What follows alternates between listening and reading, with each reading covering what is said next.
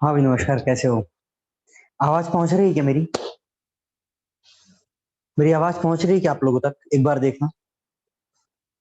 पहुंच रही है। हम लोग कहाँ तक पहुंच गए थे, मुझे एक बार बता दीजिए, फिर हम लोग आगे बात करते हैं।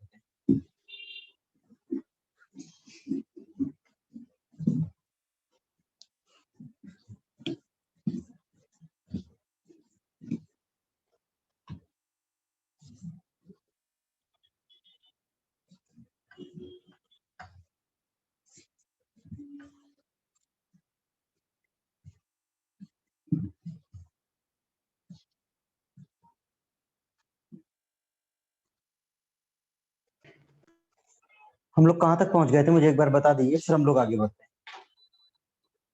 हम लोग बात कर रहे थे एंट्रोपी की। एंट्रोपी मैंने आपको डिफाइन कर दिया था कि एंट्रोपी क्या है, प्रॉपर्टी ऑफ सिस्टम है, और एंट्रोपी जनरेशन प्रॉपर्टी नहीं होगा। मैंने आपको ये भी बता दिया था कि एंट्रोपी दो तरह से बढ़ सकती है, या तो disorganise form of energy add करो, या तो हीट ट्रांसफर हो, या फिर डिसिपेटिव इफेक्ट हो, मतलब नॉन कंजर्वेटिव फोर्सेस हो।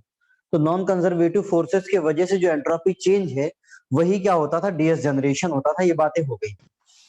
ये भी बात हो गई थी कि जो del Q by del T वाली टर्म है दैट इज एक्सटर्नल इरिवर्सिबिलिटी, और जो डीएस जनरेशन वाली टर्म है वो क्या है, इंटरनल इरिवर्सिबिलिटी। ठीक है। इसके बाद अपन को शायद मैंने आपको ये भी बताया होगा कि जो रिवर्सिबल और इरिवर्सिबल प्रोसेस है, अगर दोनों के एंड पॉइंट सेम है तो एंट्रोपी चेंज सेम रहेगी, because entropy is a point function. तो प्रोसेस पे डिपेंड नहीं करती है ना।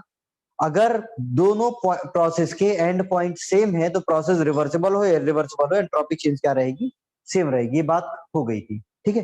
एक हेडिंग डालो, entropy change for different process. Entropy change for different case.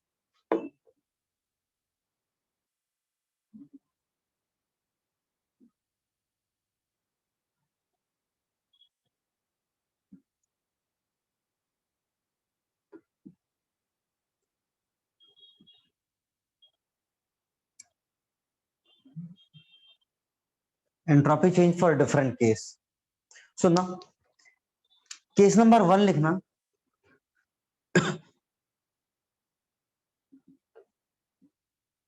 For reversible process, अगर हम लोग रिवर्सिबल प्रोसेस की बात करें तो रिवर्स देखो, एंट्रोपी का जो जनरल फॉर्मूला है, एंट्रोपी का जो एक एक जो व्यापक रूप है ना, वो क्या है, del Q by T plus DS generation है। तो एंट्रोपी का जो जनरल फॉर्मूला है डीएस का, वो क्या है, del Q by T plus DS generation है। ये एंट्रोपी का फॉर्मूला है, लेकिन आपको पता है कि जो डीएस जनरेशन है वो क्या है, जीरो है। क्यों? क्योंकि हम लोग रिवर्सिबल प्रोसेस की बात कर रहे हैं। हम लोग रिवर्सल प्रोसेस की बात कर रहे हैं, इसलिए डीएस जनरेशन जीरो है। तो यहाँ डीएस क्या हो जाएगा, डेल्टा क्यू बाई टी। ठीक, ये डीएस ऑफ सिस्टम हो जाएगा डेल्टा क्यू बाई टी। इस केस नंबर 1 में मैं केस नंबर 1 का ए ले रहा हूं, फॉर हीट एडिशन।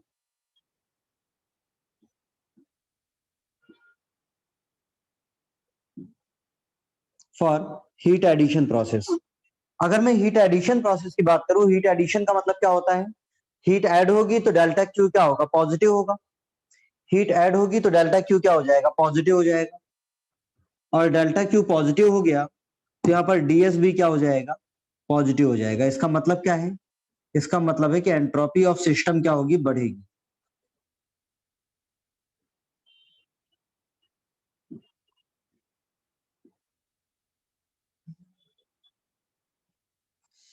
इसका मतलब क्या है कि एंट्रोपी ऑफ सिस्टम क्या होगी, बढ़ेगी। ठीक, इसके अलावा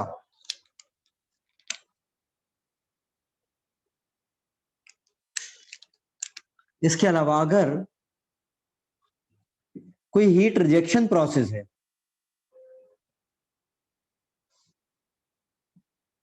अगर कोई हीट रिजेक्शन प्रोसेस है, हीट रिजेक्शन का मतलब क्या होता है कि भाई हीट निकल रही है, डेल्टा क्यू क्या हो जाएगा, निगेटिव हो जाएगा। मतलब क्या हो जाएगा, डेल्टा क्यू क्या हो जाएगा, निगेटिव हो जाएगा। और डेल्टा क्यू निगेटिव तो डीएस भी क्या हो जाएगा, निगेटिव।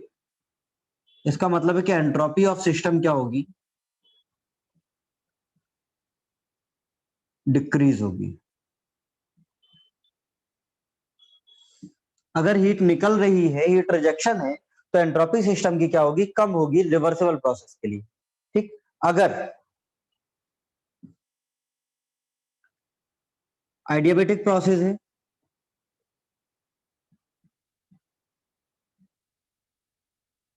अगर एडियाबेटिक प्रोसेस है तो एडियाबेटिक का मतलब क्या होता है कि डेल्टा क्यू क्या हो जाएगा, जीरो हो जाएगा। और अगर डेल्टा क्यू जीरो हो गया तो DS is equal to delta Q by T, DS भी क्या हो जाएगा, जीरो हो जाएगा। डीएस जीरो होने का मतलब है कि प्रोसेस क्या हो जाएगी, आइसेंट्रोपिक हो जाएगी।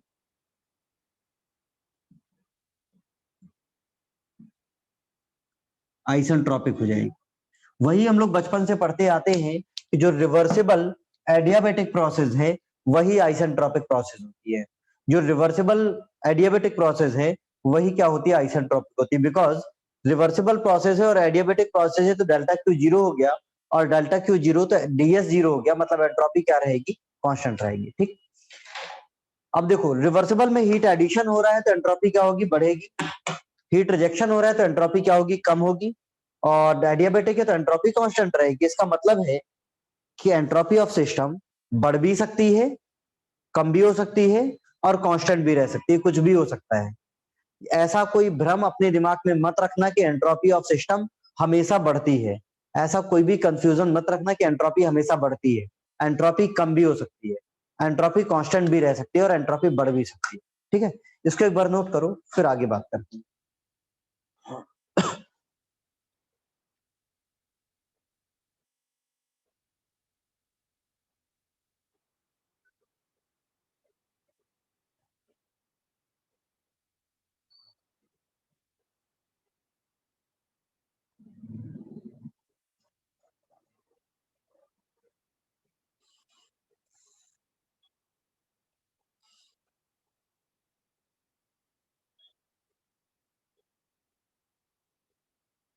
इसको एक बार नोट करो, फिर आगे बात करते हैं।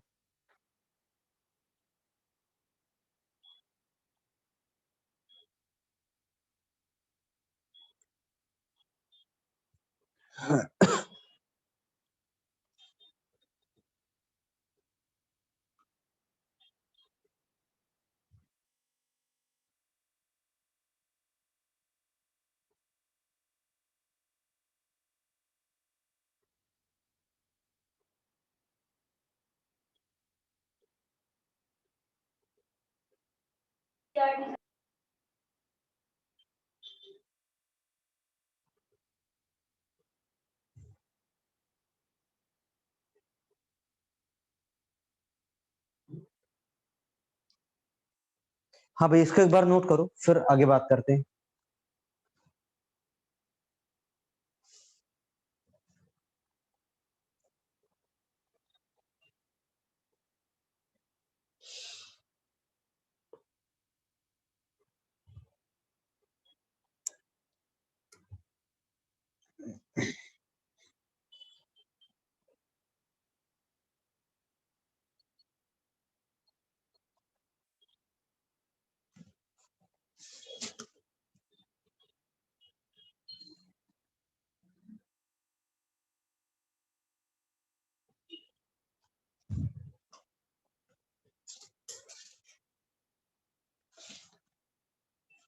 हाँ भाई, नोट कर पाए क्या? नोट कर लिया ना? उसमें लिख लेना hence, hence entropy of system, hence entropy of system may increase, hence entropy of system may increase, decrease or remains constant. Entropy of system may increase, decrease or remains constant. ठीक है? क्या हुआ बालक, तुम आने वाले थे भोपाल? तुम मुझसे पता पूछ रहे थे, आने वाले थे, भोपाल आने वाला था कोई? क्या हम आज नहीं आया क्या बालक को? अच्छा, आज नहीं आने वाले थे। ठीक है, जब भी आना तो आप लोगों के पास नंबर है, मुझे कॉल कर सकते हो, है ना? नंबर है तुम्हारे पास, मुझे कॉल कर लेना, है ना? मैं मिल जाऊंगा, है ना? और मिल करके जाना, है ना? ठीक है, सुनो, ये क्या था? हम लोग बात कर रहे थे किसके लिए? रिवर्सिबल के लिए। इसके बाद एक हेडिंग डालो, case number second for irreversible process. एक हेडिंग डालो, for irreversible process.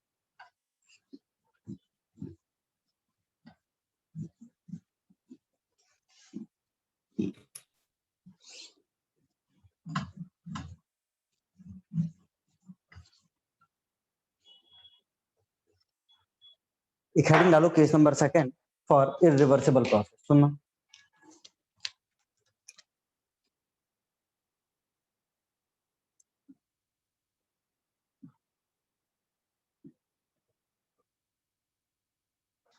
For irreversible process. Irreversible process के लिए क्या हो जाएगा? इरिवर्सिबल प्रोसेस के लिए होगा ds is equal to del Q by T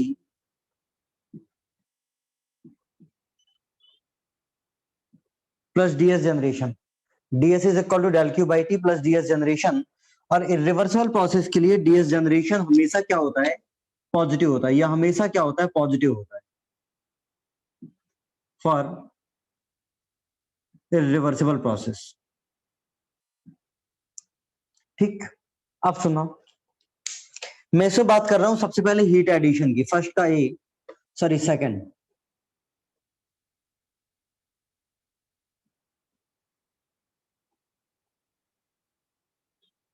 का ए, हीट एडिशन।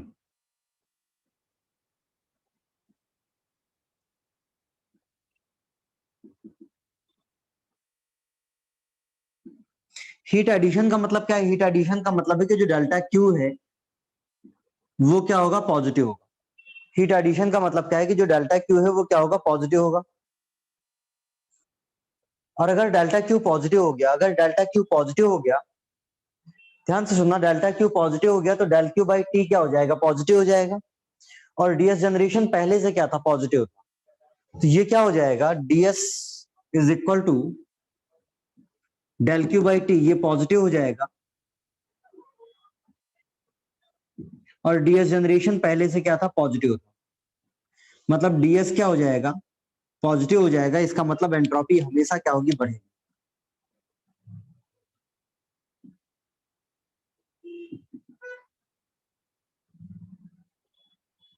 इसका मतलब है कि हीट एडिशन है तो एंट्रोपी बढ़नी ही बढ़नी है, आपकी प्रोसेस रिवर्सिबल हो या इरिवर्सिबल हो, ठीक है। उसके बाद सुनो,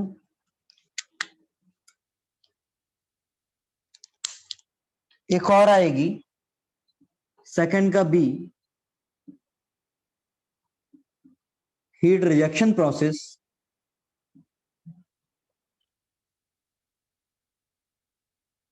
और जो हीट रिजेक्शन प्रोसेस है उसमें डेल्टा क्यू क्या हो जाएगा, निगेटिव हो जाएगा।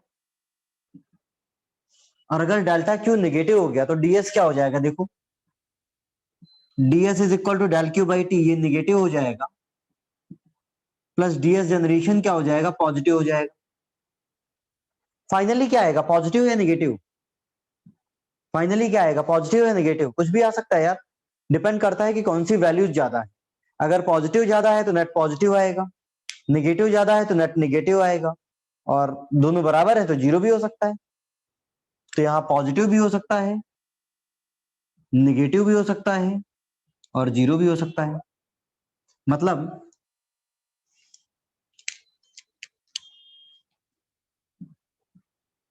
यहाँ पर एंट्रोपी में increase, decrease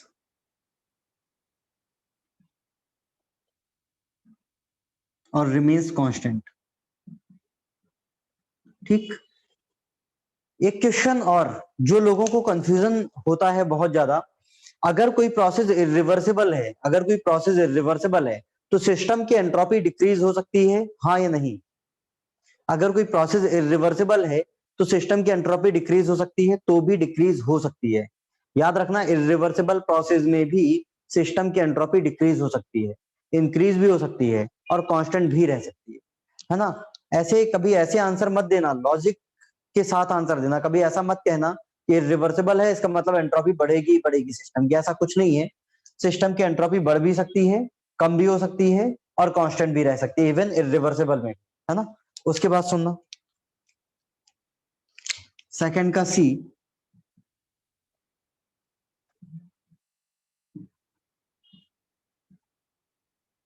for adiabatic process. Adiabatic process में क्या हो जाएगा, डेल्टा क्यू होता है जीरो, डीएस क्या हो जाएगा, del Q by T zero, plus DS generation क्या हो जाएगा, पॉजिटिव, तो डीएस क्या होगा, पॉजिटिव। इसका मतलब है क्या होगा, entropy of system will increase.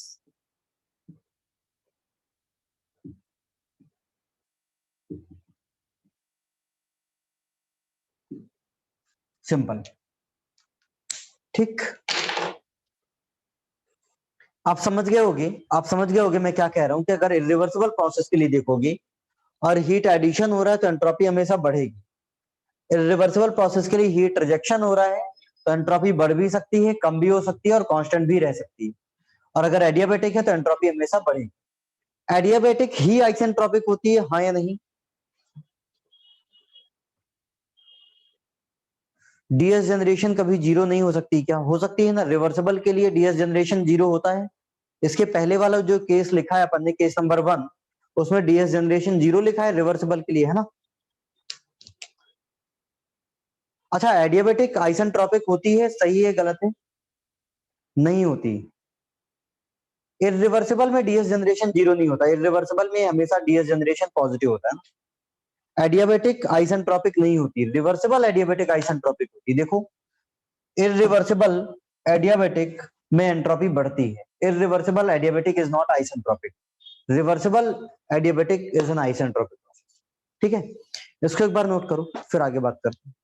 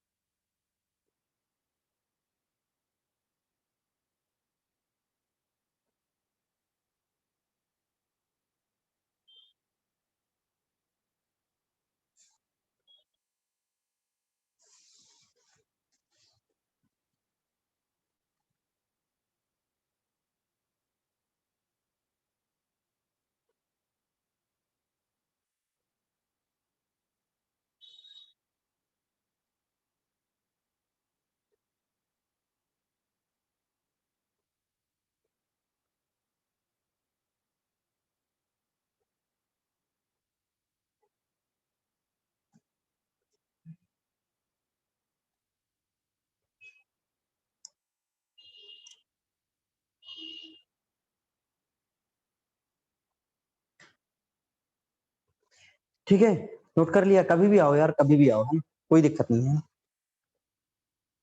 सुनो,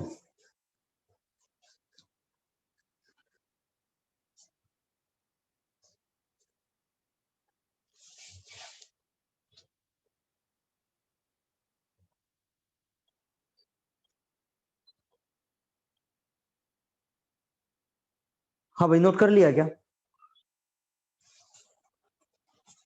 नोट कर लिया ना? इसका मतलब है कि एंट्रोपी बढ़ भी सकती है, कम भी हो सकती है, कांस्टेंट भी रह सकती है, प्रोसेस रिवर्सिबल हो या इरिवर्सिबल हो। दूसरा, रिवर्सिबल एडियाबेटिक ही आइसेंट्रोपिक होता है, इरिवर्सिबल एडियाबेटिक आइसेंट्रोपिक नहीं होता। इरिवर्सिबल एडियाबेटिक आइसेंट्रोपिक नहीं होता। एक हेडिंग डालो, केस नंबर थर्ड।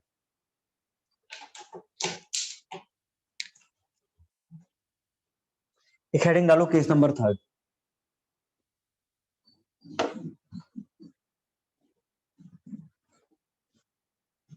उसमें लिखना है entropy change of isolated system.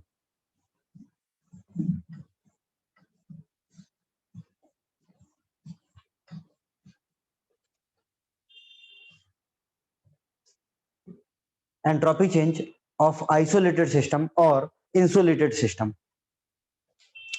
Case number third, entropy change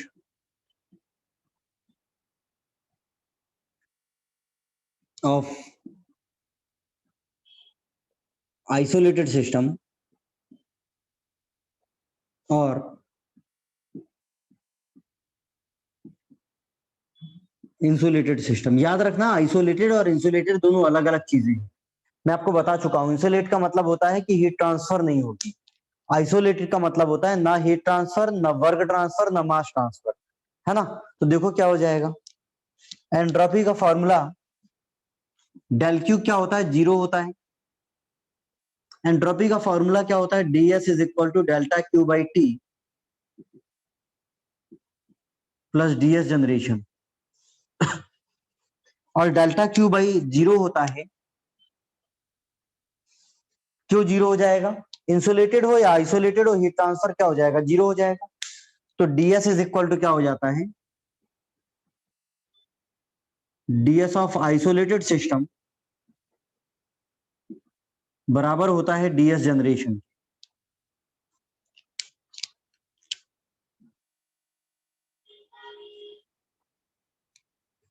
DS of isolated system हमेशा डीएस जनरेशन के बराबर होता है। और आइसोलेटेड सिस्टम का एक परफेक्ट एग्जांपल मैंने आपको दिया था, क्या दिया था? आइसोलेटेड सिस्टम का एक एग्जांपल अपन को पता है क्या, यूनिवर्स। यूनिवर्स अपना क्या है, आइसोलेटेड है। यूनिवर्स में ना तो बाहर कुछ जाता है और ना ही बाहर से कुछ आता है। यूनिवर्स क्या है, एक आइसोलेटेड सिस्टम। तो जो डीएस ऑफ यूनिवर्स है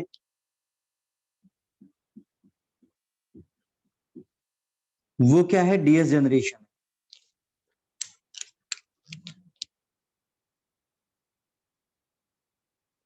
डीएस ऑफ यूनिवर्स है वो किसके बराबर है, डीएस जनरेशन के। इसका मतलब है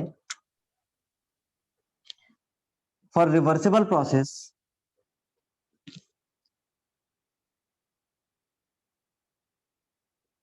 DS of universe is equal to क्या हो जाएगा, जीरो हो जाएगा। क्यों भैया? क्योंकि रिवर्सिबल के लिए डीएस जनरेशन क्या होता है, जीरो होता है। And for irreversible process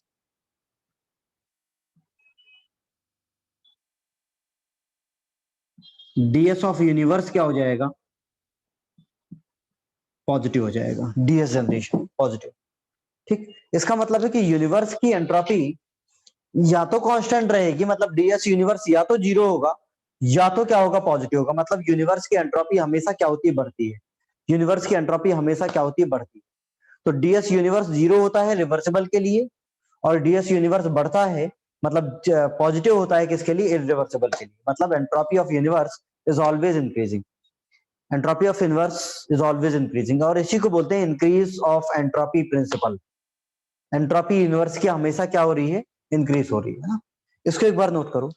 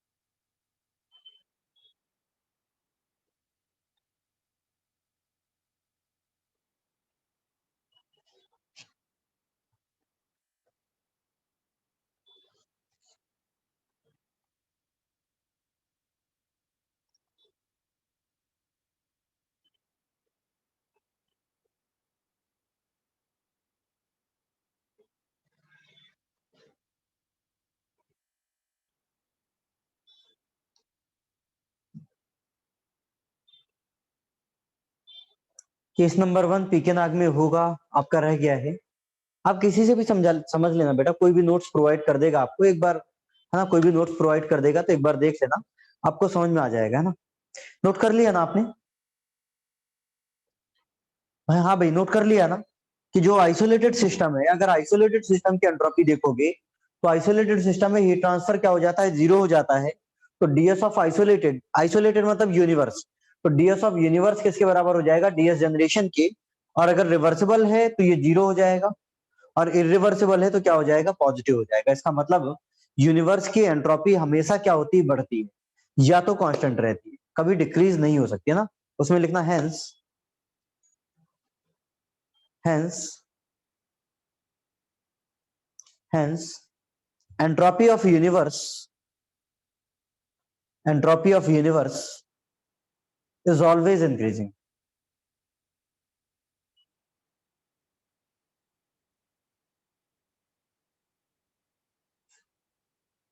Hence entropy of universe is always increasing because, hence entropy of universe is always increasing because all the practical process are irreversible. Entropy of universe is always increasing because all the practical process are irreversible. Entropy of universe is always increasing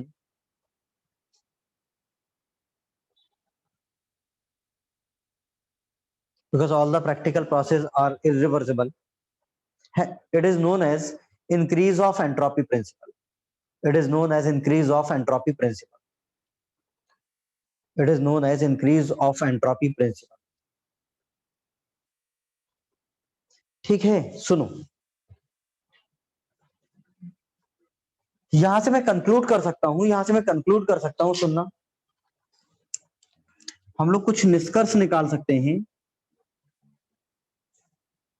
कि अगर DS universe zero है, इसका मतलब कि क्या है, reversible process है।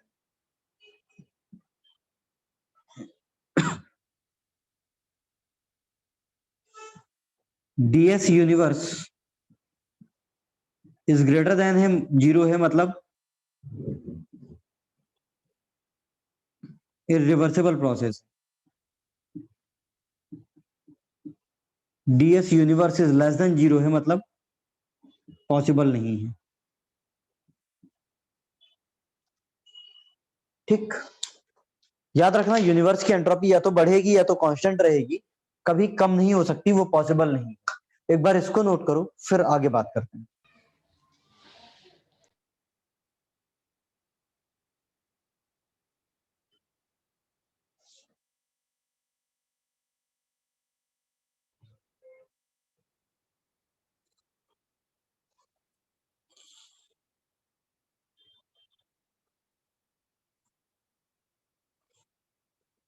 मुझे 1 मिनट देना।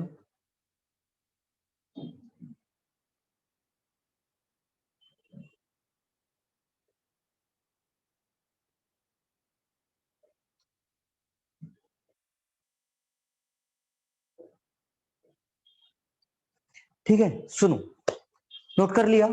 इसके बाद एक हेडिंग डालना, combined first law and second law of thermodynamics. इसके बाद एक हेडिंग डालना, combined first law and second law of thermodynamics. सुनना,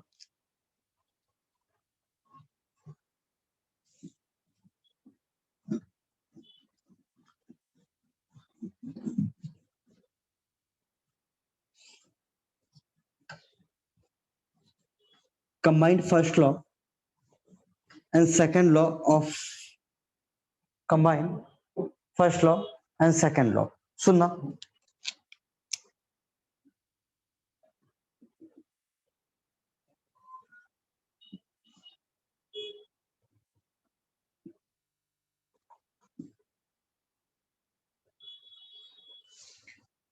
2 मिनट सुनना, 2 मिनट, 2 मिनट। बेटा आप पूछ रहे हो रिवर्सिबल में एंट्रोपी चेंज ऑफ यूनिवर्स क्यों जीरो हो जाता है। रिवर्सिबल का मतलब होता है कि जिस पॉइंट से चले थे उसी पॉइंट पे आ जाओ। पूरा यूनिवर्स जिस पॉइंट पे चला, अगर उसी पॉइंट पे दोबारा आ गया तो क्या हो जाएगा, एंड और फाइनल पॉइंट सेम हो जाएंगे, और एंड और सॉरी इनिशियल और फाइनल पॉइंट सेम हो जाएंगे। और एंट्रोपी क्या होता है, पॉइंट फंक्शन होता है। एंट्रोपी पॉइंट फंक्शन है, इनिशियल और फाइनल पॉइंट सेम है, तो डिफरेंस क्या हो जाएगा, जीरो हो जाएगा, सिंपल है ना।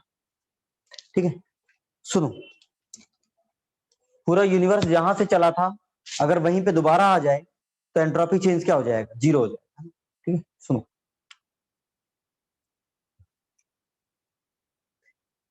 एक हेडिंग डालो, combined first law and second law of thermodynamics. सुनना, मैंने आपको बोला था कि पूरी थर्मोडायनेमिक्स में ये इंपॉर्टेंट नहीं है कि फॉर्मूला क्या है, ये इंपॉर्टेंट है कि उस फॉर्मूले को अप्लाई कहां करना है। तो देखना एक बार, बहुत सारे फॉर्मूले हैं, जैसे अपन ने एक इक्वेशन पढ़ी होगी, delta Q is equal to D U plus delta W.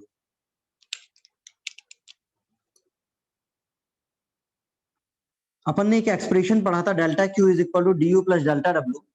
मुझे बता दो कि ये वैलिड था कहां पर,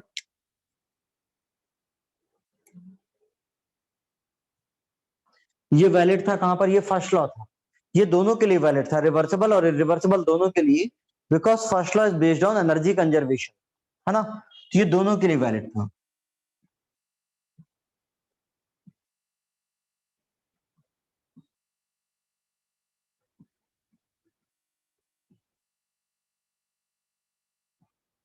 valid for both reversible and irreversible process. ठीक है, सुनो,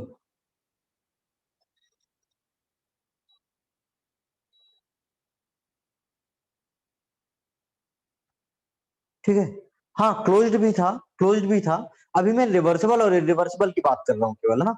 अभी मैं केवल और केवल बात कर रहा हूँ रिवर्सिबल और इरिवर्सिबल की, है ना। सुनो, इसके बाद आपने एक इक्वेशन और पढ़ी थी, एक इक्वेशन और पढ़ी थी, delta W is equal to P into DV.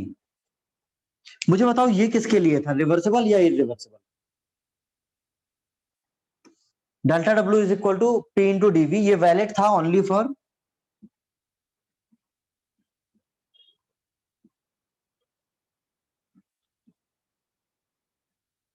Valid only for reversible process. ठीक, एक काम करो, delta W is equal to P into DV यहां पर पुट कर दो।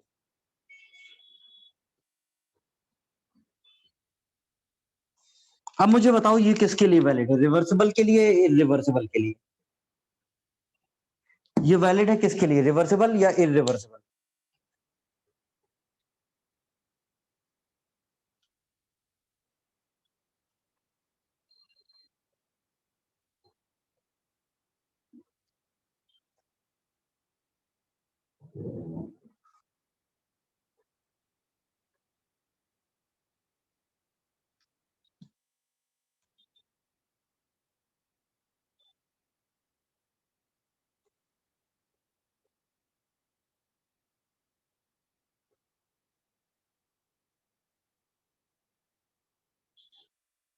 ये किसके लिए वैलिड है, वैलिड ओनली फॉर रिवर्सिबल।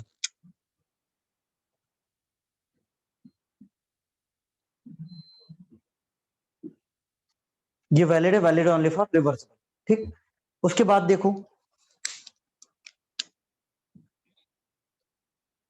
उसके बाद देखो, आपको याद है एक इक्वेशन थी, ये पूरा फर्स्ट लॉ से आया, ये पूरा फर्स्ट लॉ चल रहा था ना, पूरा फर्स्ट लॉ चल रहा था, ध्यान से सुनना है ना। एक इक्वेशन और थी, delta Q D S is equal to del Q by T. ये किसके लिए वैलिड था, रिवर्सिबल या इरिवर्सिबल। ये तब आया जब डीएस जनरेशन जीरो हो गया। भाई डीएस का फॉर्मूला क्या था, डीएस का फॉर्मूला था del Q by T plus DS generation, ये फॉर्मूला था।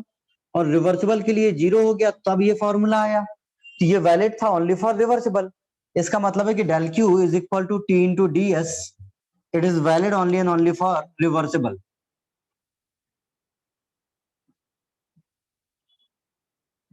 Valid only for reversible. ठीक, एक मिनट देखना, ये आपका इक्वेशन नंबर 1 है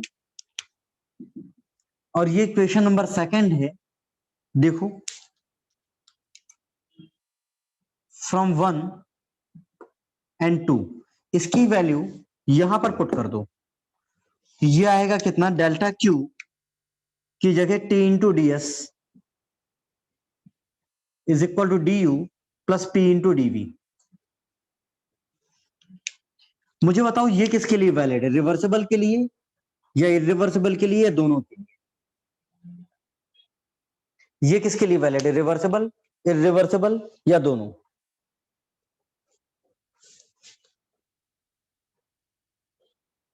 हाँ भाई जाग रहे हो? ये किसके लिए वैलिड है, रिवर्सिबल, इरिवर्सिबल या दोनों?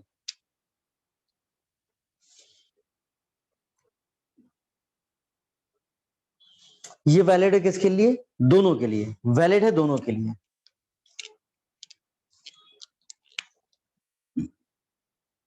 Valid for both reversible and irreversible. ये दोनों के लिए वैलिड है, रिवर्सिबल के लिए भी वैलिड है और इरिवर्सिबल के लिए भी वैलिड है। अब आप पूछोगे क्यों? सुनो, आप कहोगे कि यार ये तो वैलिड था केवल और केवल रिवर्सिबल के लिए, ये वैलिड था केवल और केवल रिवर्सिबल के लिए, और ये भी वैलिड था केवल और केवल रिवर्सिबल के लिए, और इन दोनों को मिला दिया तो वो जो एक्सप्रेशन आया वो वैलिड हो गया दोनों के लिए, रिवर्सिबल के लिए और इरिवर्सिबल के लिए। ऐसा कैसे हो सकता है? ऐसा इसलिए हुआ क्योंकि जो पॉइंट फंक्शन है ना, ध्यान से सुनना मैं क्या कह रहा हूं।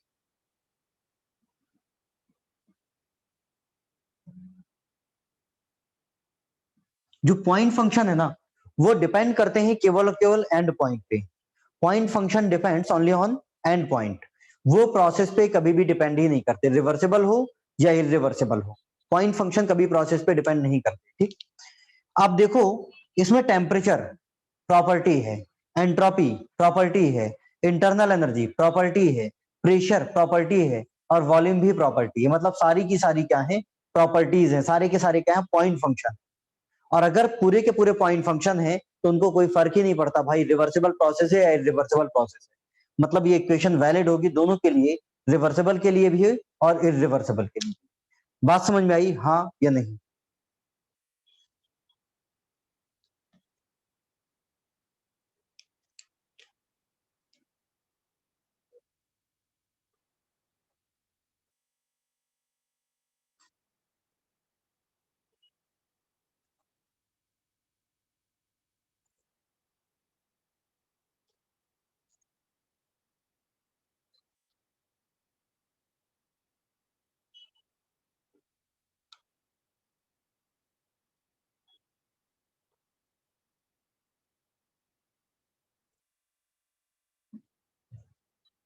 पीडीवी तो वर्क है ना, जो कि पाथ में फंक्शन था। पीडीवी मत देखो भाई, पीडीवी मत देखो, पीडीवी मत देखो, है ना, ऐसे मत देखो, पीडीवी मत देखो, है ना। आप प्रेशर को देखो, प्रेशर क्या है। आप डीवी को देखो कि वॉल्यूम क्या है। आप यू को देखो, वो इंटरनल एनर्जी है। आप टी को देखो, वो टेम्परेचर है। और एस को देखो, वो एंट्रोपी है। और ये सब क्या है, ये सब पॉइंट फंक्शन। और अगर हर जगह पॉइंट फंक्शन लिखे हुए हैं, हर जगह पॉइंट फंक्शन लिखे हुए हैं, तो उनको कोई फर्क नहीं पड़ता कि वो रिवर्सिबल है या इरिवर्सिबल है। बात समझ में आई क्या? बाद में एक छोटी सी ट्रिक है, मेरा एक जनरल सा एक्सपीरियंस है थर्मोडायनेमिक्स का, वो मैं बाद में बता दूंगा आपको। उससे आप दुनिया का कोई भी फॉर्मूला देखना, आपको समझ में आ जाएगा एक सेकंड में कि रिवर्सिबल के लिए वैलिड है या इरिवर्सिबल के लिए वैलिड है ना। बस इंटरव्यू में मत बोलना, क्योंकि वो कोई लॉ नहीं है। वो जैसा मुझे लगता है, जो मेरा अनुभव है वही है ना। ठीक है, सुनो, समझ गए? इसके बाद देखो, इसको ऐसे भी लिख सकते हैं, इसको ऐसे भी लिख सकते हैं, TDS is equal to U two minus U one plus T DV plus VDP minus VDP. VDP plus कर दिया, वीडीपी माइनस कर दिया। टीडीएस इज इक्वल टू हो गया U two minus U one plus TDV plus VDP. क्या हो जाएगा, D of PV. और ये क्या था, डी ऑफ यू था, है ना, minus VDP. D of U plus D of PV, TDS हो जाएगा D of U plus PV minus VDP. तो यू प्लस पीवी क्या होता है, DH. TDS is equal to हो जाएगा डीएच माइनस वीडीपी। मुझसे कोई पूछता है कि ये किसके लिए वैलिड है, रिवर्सिबल या इरिवर्सिबल के लिए? Temperature point function, entropy point function, enthalpy point function, volume point function और प्रेशर भी पॉइंट फंक्शन, सारे के सारे पॉइंट फंक्शन है, किसके लिए वैलिड होगा? दोनों के लिए, रिवर्सिबल और इरिवर्सिबल के लिए। तो ये भी वैलिड होगा, valid for both reversible and irreversible process. Simple. ठीक, तो ये दोनों इक्वेशन बहुत इंपॉर्टेंट है, ये दोनों इक्वेशन बहुत इंपॉर्टेंट है। क्यों इंपॉर्टेंट है? ये इसलिए इंपॉर्टेंट है क्योंकि ये फर्स्ट लॉ और सेकंड लॉ दोनों को रिप्रेजेंट करते हैं, और प्लस दोनों के लिए वैलिड है, रिवर्सिबल के लिए भी और इरिवर्सिबल के लिए। ठीक, तो अपन क्या डिस्कस कर रहे थे? अपन डिस्कस कर रहे थे combined first law and second law. ये किसके लिए वैलिड होगा? दोनों के लिए, क्योंकि एनर्जी कंजर्वेशन से आया। ये किसके लिए वैलिड है? केवल और केवल रिवर्सिबल के लिए, पता है आपको। इसकी वैल्यू यहां पर पुट की तो जो इक्वेशन आएगी वो किसके लिए वैलिड है? Only for reversible. ये किसके लिए वैलिड थी? Only for reversible. इसकी वैल्यू यहां पुट की, जो इक्वेशन आई दोनों के लिए वैलिड है। क्यों? क्योंकि सारे के सारे पॉइंट फंक्शन है। और फाइनली ये आ गई।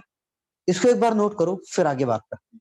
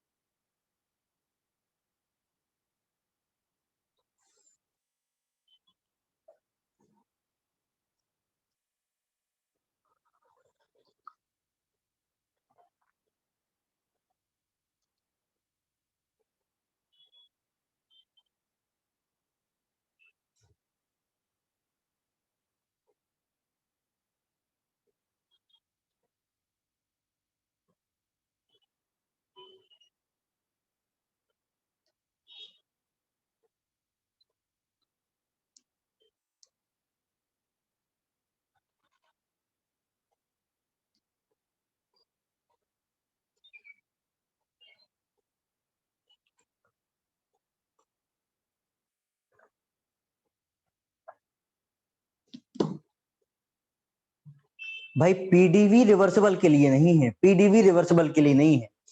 Delta W is equal to PDV reversible के लिए है। भाई प्रेशर कहीं और आता है तो उसका कुछ और रोल होता है, प्रेशर कहीं और आएगा उसका कुछ और रोल होगा।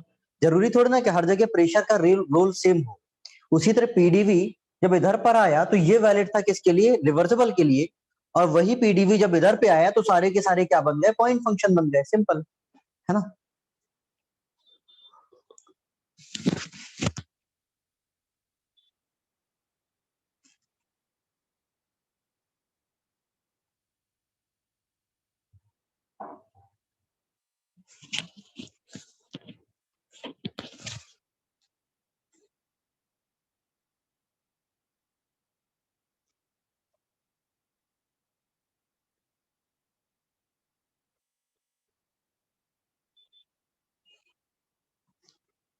हाँ भाई, नोट कर पाए क्या? हाँ भाई, नोट कर पाए क्या?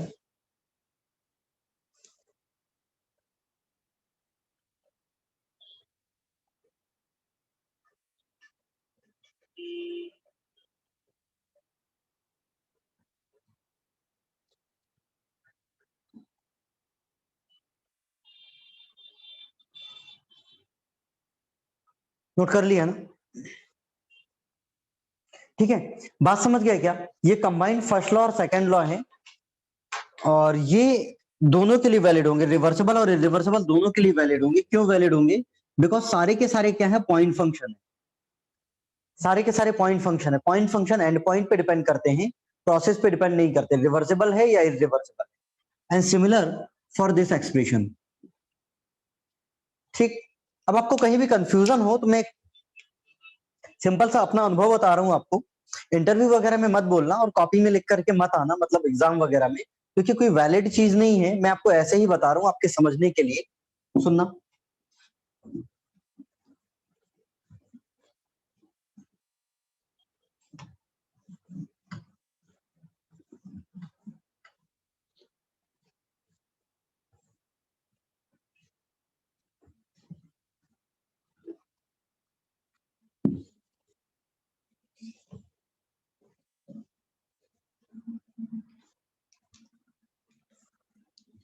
हमेशा याद रखना कि अगर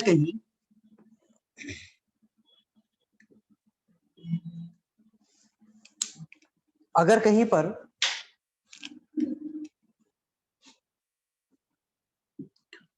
पॉइंट फंक्शन बराबर पॉइंट फंक्शन आ जाए या फिर पाथ फंक्शन बराबर पाथ फंक्शन आ जाए, तो ये क्या होगा, ये वैलिड होगा, valid for both reversible and irreversible process. अगर ऐसा कोई फॉर्मूला है जहां पर पॉइंट फंक्शन बराबर पॉइंट फंक्शन लिखा है या फिर पाथ फंक्शन बराबर पाथ फंक्शन लिखा है, देन वो दोनों के लिए वैलिड होगा, रिवर्सिबल और इरिवर्सिबल के लिए। ठीक, पहले बोल रहा हूं कोई लॉ नहीं है, मैंने जितने फॉर्मूले थर्मोडायनेमिक्स के देखे हैं उनमें अप्लाई होता है। ठीक है, सुनो, या फिर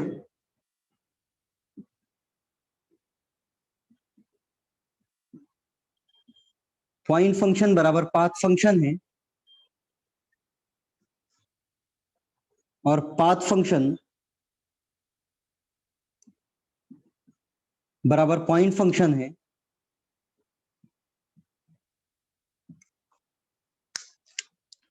ये वैलिड होगा ओनली फॉर रिवर्सिबल।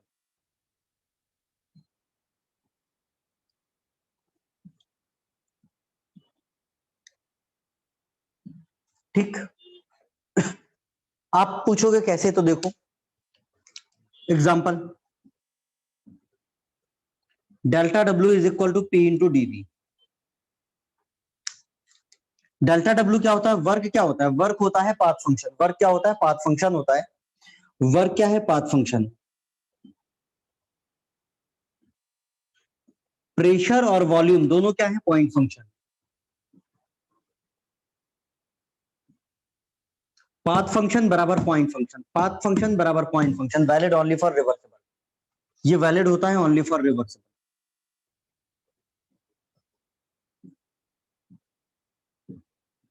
सिंपल।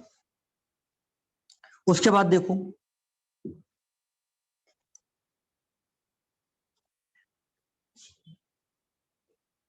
उसके बाद देखो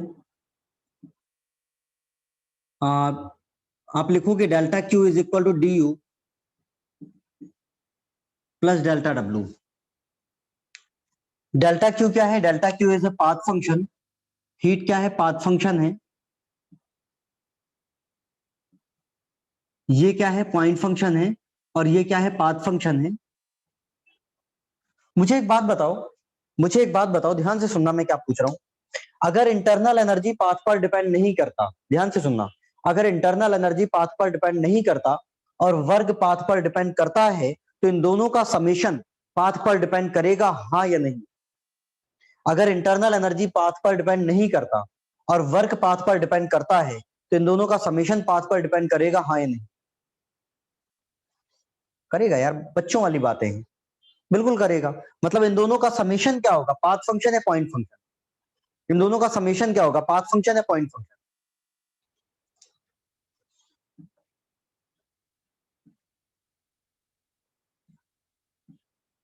पाथ फंक्शन बराबर पाथ फंक्शन, पाथ फंक्शन बराबर path function, valid for both reversible and irreversible.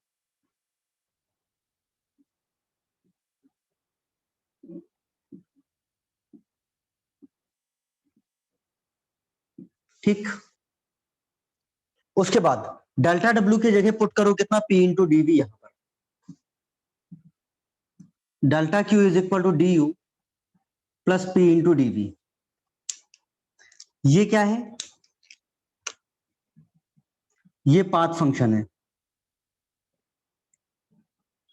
ये क्या है, पॉइंट फंक्शन है, और ये भी क्या है, पॉइंट फंक्शन है, ये भी पॉइंट फंक्शन और ये भी पॉइंट फंक्शन, तो समेशन भी क्या होगा, पॉइंट फंक्शन।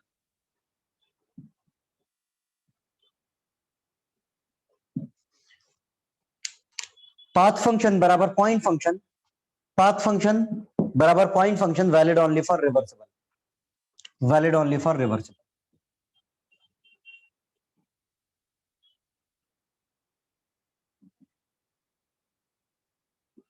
सिंपल। उसके बाद देखो, यह जितने फॉर्मूले देख लो यार, ds is equal to del Q by T, या फिर del Q is equal to T into D S, ये क्या है? पाथ फंक्शन है। टेम्परेचर और एंट्रोपी दोनों क्या है? पॉइंट फंक्शन है।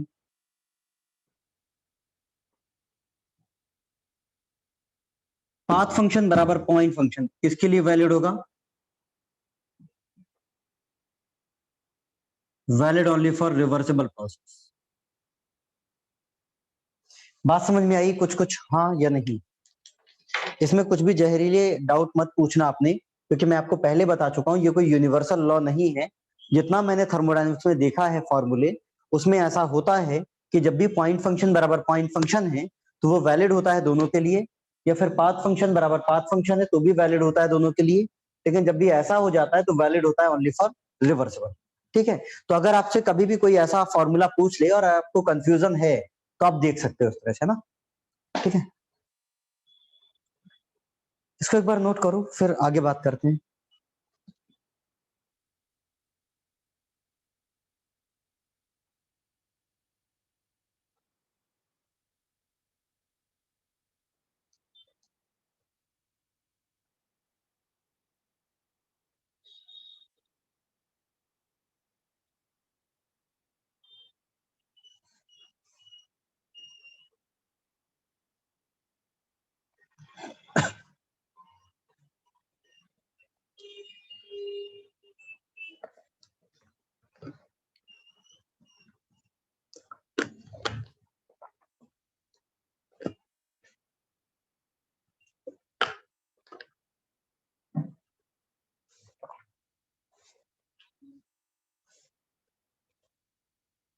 इसको एक बार नोट करो, फिर आगे बात करते हैं।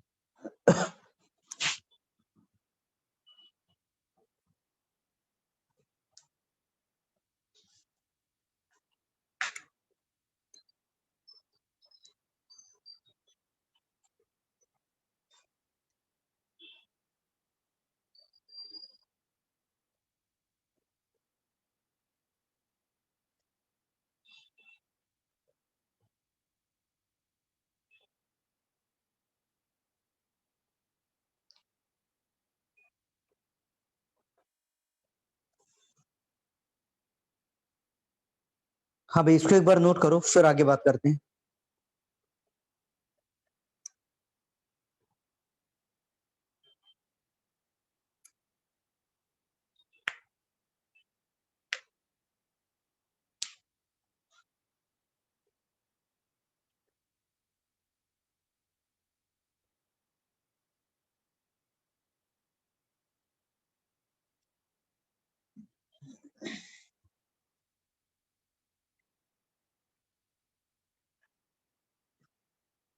क्या दे दो? CAPF क्या होता है भाई?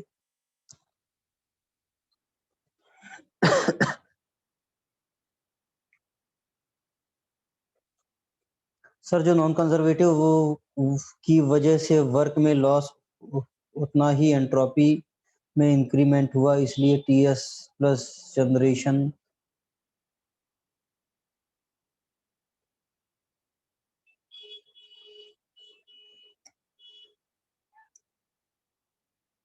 अरे नहीं मेरे भाई, नहीं मेरे भाई, ऐसा कुछ भी जहरीला कॉन्सेप्ट मत लगाओ, ऐसा कुछ भी जहरीला कॉन्सेप्ट मत बताओ।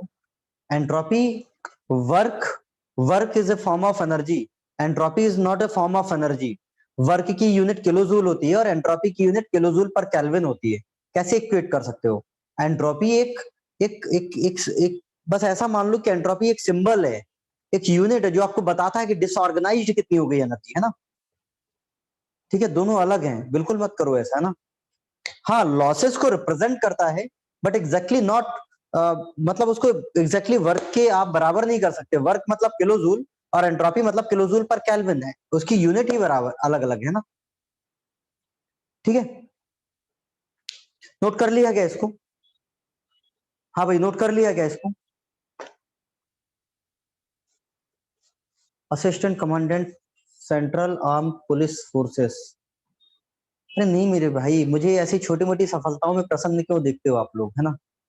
मेरी मंजिलें कहीं और हैं, है ना। मुझे अगर सेंट्रल गवर्नमेंट की जॉब में जाना होता, मैं कब का चला गया होता, है ना।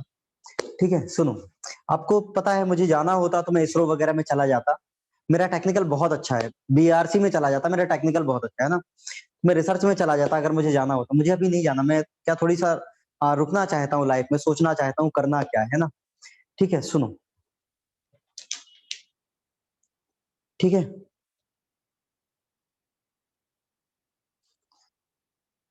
अरे मेरे भाई, मुझे सीएसई इसलिए नहीं देना था क्योंकि मुझे एएस बनना है। सीएसई मुझे इसलिए देना है क्योंकि मुझे पॉलिटिक्स में जाना है ना। जो एम है वो कुछ अलग है ना। ठीक है सुनो, देखो, नोट कर लिया ना, नोट कर लिया ना। सुनो, एक हेडिंग डालो, slope of different process in TS diagram.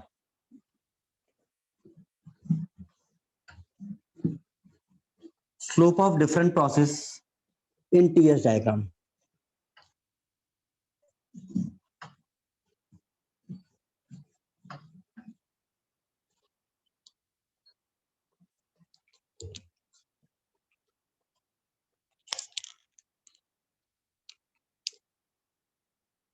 TS generation क्या लिख रहे हो? डीटीएस जनरेशन, डीटीएस जनरेशन, हाँ ये गॉस-टोडला थ्योरम होती है। D into T into D, DS generation, ये गॉस-टोडला थ्योरम होती है। आगे हम लोग पढ़ेंगे रिवर्सिबिलिटी में ना, इसको बोल सकते हैं, बिल्कुल बोल सकते हैं ना, है ना। ये गॉस-टोडला थ्योरम होती है आगे, और यही इरिवर्सिबिलिटी होती है, लॉस ऑफ एनर्जी होती है ना। ठीक है सुनो, ठीक है सुनो, इसके बाद हम लोग बात कर रहे हैं स्लोप ऑफ डिफरेंट प्रोसेस।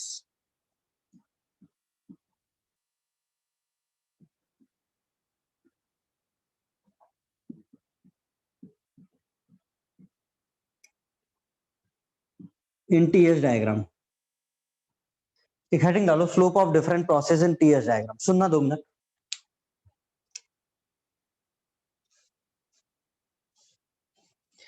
ठीक है सुनो, बेटा फिजिक्स ऐसी ही है, फिजिक्स ऐसी ही है। जिस दिन आप फिजिक्स को इंटरेस्ट से पढ़ना शुरू कर देते हैं ना, तो फिजिक्स में सारी चीजें अपने आप दिखने लग जाती है ना। ठीक है सुनो, देखो, जो टीएस डायग्राम है ना, मैं सबसे पहले बात कर रहा हूं आइसोथर्मल प्रोसेस की।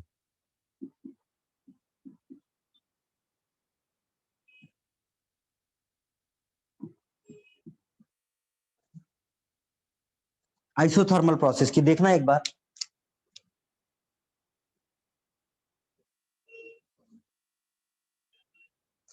आइसोथर्मल प्रोसेस मतलब टेम्परेचर क्या हो जाएगा, कांस्टेंट हो जाएगा।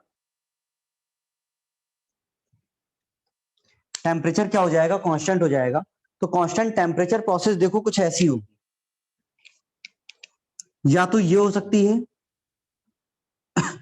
या तो ये हो सकती है। भाई दोनों हो सकती है, आइसोथर्मल ये भी हो सकती है और आइसोथर्मल ये भी हो सकती है ना। तो अंतर केवल इतना है, अंतर केवल इतना है।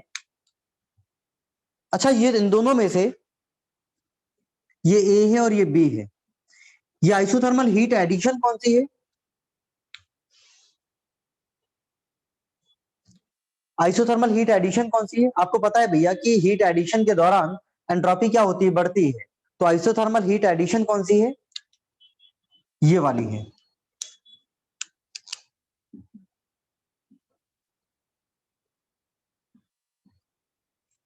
और ये क्या है, आइसोथर्मल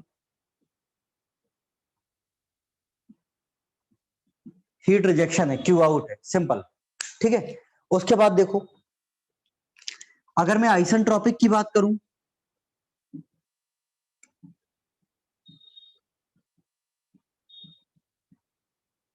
आइसेंट्रोपिक का मतलब समझते हो, रिवर्सिबल एडियाबैटिक।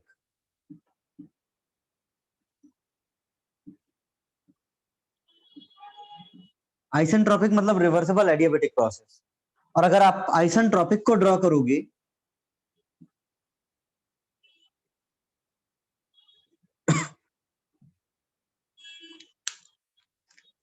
तो आइसेंट्रोपिक कुछ ऐसी होगी, देखो, या तो ऐसी हो सकती है और या तो ऐसी हो सकती है।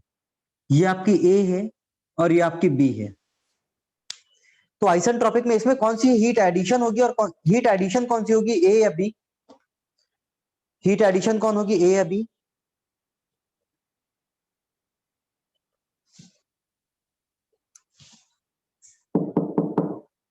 रिवर्स एडियाबेटिक है मेरे भाई, ना तो हीट एडिशन होगी और ना ही हीट रिजेक्शन होगी। एडियाबेटिक है, ना तो हीट एडिशन होगी और ना ही हीट रिजेक्शन होगी। समझ पाए? तो फिर क्या होगा, देखो, delta Q is equal to D U plus delta W. Delta Q क्या हो जाएगा, जीरो हो जाएगा, और डेल्टा क्यू जीरो हो गया तो delta W is equal to हो जाएगा माइनस ऑफ डी यू, जिसमें डी यू, डेल्टा डब्ल्यू हो गया माइनस ऑफ डी यू, मतलब जिसमें एंट्रोपी चेंज पॉजिटिव होगा उसमें वर्क निगेटिव होगा, और जिसमें एंट्रोपी चेंज नेगेटिव होगा उसमें वर्क पॉजिटिव होगा। ठीक, सुनो, अब मुझे एक बात बताओ, जो ए वाली प्रोसेस है उसमें इंटरनल एनर्जी क्या हो रही है, बढ़ रही है कम हो रही है? ए में इंटरनल एनर्जी क्या हो रही है, बढ़ रही है कम हो रही है? ए में इंटरनल एनर्जी बढ़ रही है, क्यों बढ़ रही है? बिकॉज टेम्परेचर बढ़ रहा है। इंटरनल एनर्जी बढ़ रही है बिकॉज टेम्परेचर क्या हो रहा है, बढ़ रहा है। और अगर इंटरनल एनर्जी बढ़ रही है तो इसमें डी यू क्या होगा, पॉजिटिव होगा। इसमें डी यू क्या होगा, पॉजिटिव होगा। और डी यू पॉजिटिव है तो डेल्टा डब्ल्यू क्या होगा, निगेटिव होगा। और डेल्टा डब्ल्यू निगेटिव है तो एक्सपेंशन होगा या कंप्रेशन होगा?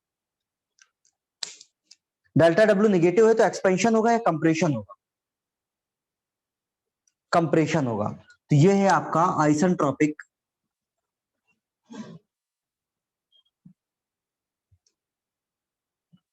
कंप्रेशन।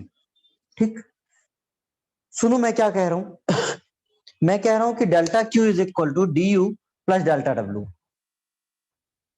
एडियाबेटिक है तो डेल्टा क्यू जीरो हो गया, तो डेल्टा डब्ल्यू हुआ minus of D U. A वाले में टेम्परेचर बढ़ रहा है और टेम्परेचर बढ़ने का मतलब होता है कि इंटरनल एनर्जी बढ़ रही है, मतलब डी यू पॉजिटिव है। और डी यू पॉजिटिव यहां पुट करोगे तो डेल्टा डब्ल्यू क्या आएगा, निगेटिव। और डेल्टा डब्ल्यू निगेटिव मतलब क्या हो रहा है, कंप्रेशन। सिंपल। इस वाले में देखो, टेम्परेचर हो रहा है कम, मतलब इंटरनल एनर्जी डिक्रीज हो रही है, डी यू होगा निगेटिव। और अगर डी यू निगेटिव तो निगेटिव और निगेटिव पॉजिटिव, मतलब डेल्टा डब्ल्यू क्या हो जाएगा, पॉजिटिव। मतलब क्या हो रहा है, आइसेंट्रोपिक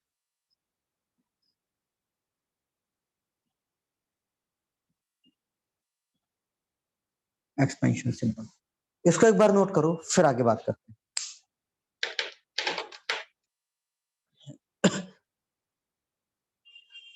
यार मैं तुम आप लोगों को कम से कम ये बात 20 बार बता चुका हूं कि टेम्परेचर बढ़ने या कम होने का हीट से कोई मतलब नहीं है। टेम्परेचर हीट्स का लेना देना ही नहीं है कुछ। ये अपना मिसकंसेप्शन है कि टेम्परेचर हीट की वजह से बढ़ता है। टेम्परेचर इंटरनल एनर्जी की वजह से बढ़ता है, याद रखना ना। टेम्परेचर बढ़ रहा है उससे हीट का क्या मतलब, टेम्परेचर और हीट को का कोई लेना देना होता ही नहीं है ना। इसको एक बार नोट करो, फिर आगे बात करते हैं।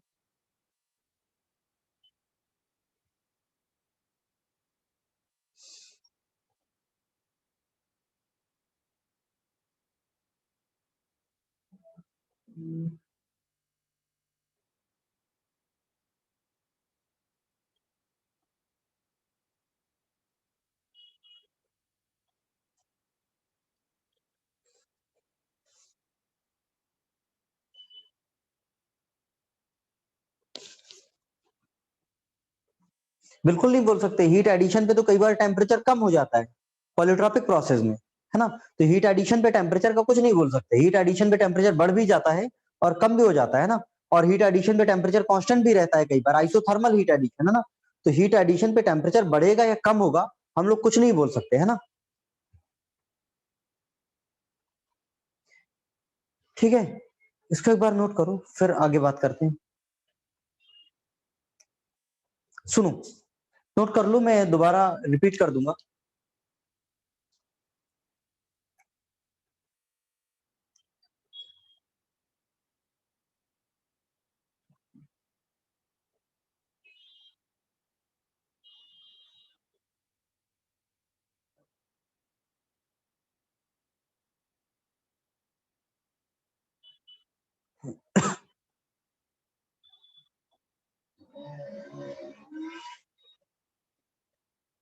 एक बार नोट कर लो, मैं एक्सप्लेन कर दूंगा अभी। नोट कर लिया क्या?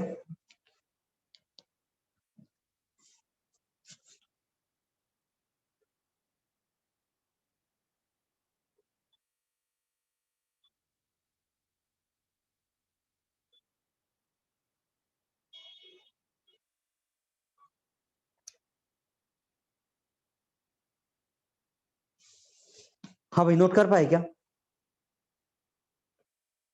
टेम्परेचर और हीट का कोई लेना देना नहीं है, इस बात को आप आत्मसात कर लो। ये बात मैं करीब 15 बार आपको या 20 बार बता चुका हूं कि टेम्परेचर और हीट का कोई लेना देना नहीं है ना। ठीक है, हीट के वजह से जरूरी नहीं है टेम्परेचर बढ़े यार। पॉलीट्रॉपिक प्रोसेस में टेम्परेचर कम हो गया था, पॉलीट्रॉपिक की स्पेसिफिक हीट नेगेटिव आई थी। आइसोथर्मल हीट एडिशन भी होता है, हीट एडिशन के दौरान टेम्परेचर कांस्टेंट भी रहता है, कई बार कम भी हो जाता है, कई बार बढ़ भी जाता है। तो हीट एडिशन और टेम्परेचर का कोई लेना देना ही नहीं है ना। ठीक है, सुनो,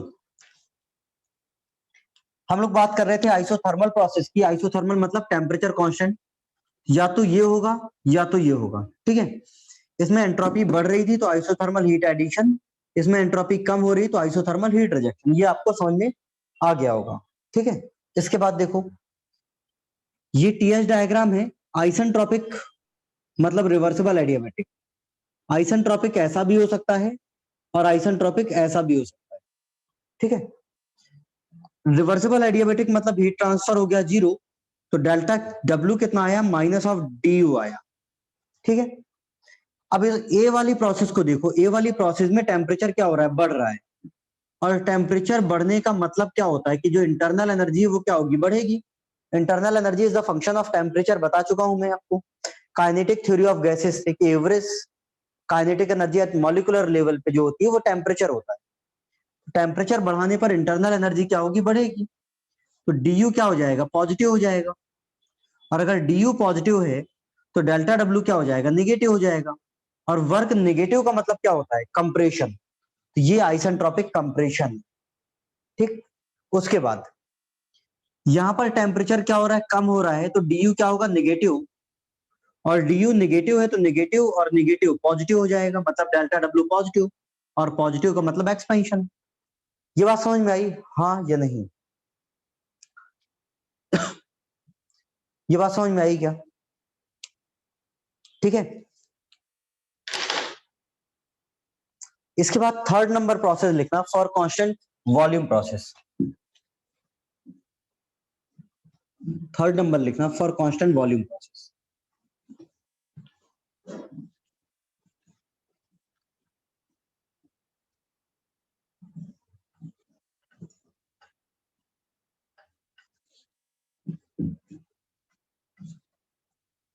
फॉर कांस्टेंट वॉल्यूम प्रोसेस देखना एक बार।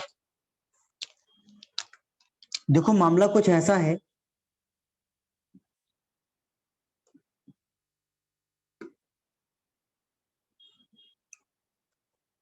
इक्वेशन क्या थी, इक्वेशन थी टीडीएस इज इक्वल टू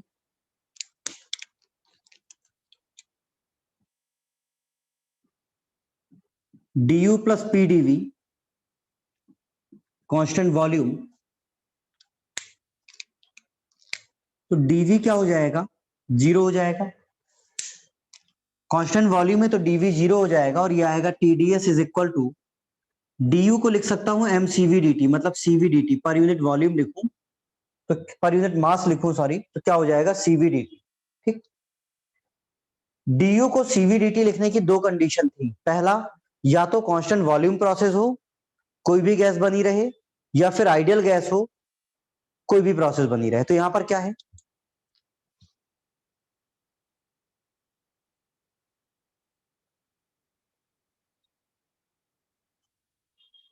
यहां पर क्या हो जाएगा, D T upon D S, कहां पर, कांस्टेंट वॉल्यूम पे क्या हो जाएगा, टी अपॉन सी, टी अपॉन सीवी। इसका मतलब है कि जो टीएस डायग्राम में कांस्टेंट वॉल्यूम का स्लोप है वो कैसा होता है, पॉजिटिव होता है, प्लस टेम्परेचर के प्रोपोर्शनल होता है। मतलब स्लोप पॉजिटिव है एंड प्रोपोर्शनल टू टेम्परेचर, याद रखना टेम्परेचर के प्रोपोर्शनल होता है। ठीक, कांस्टेंट प्रेशर में देखो,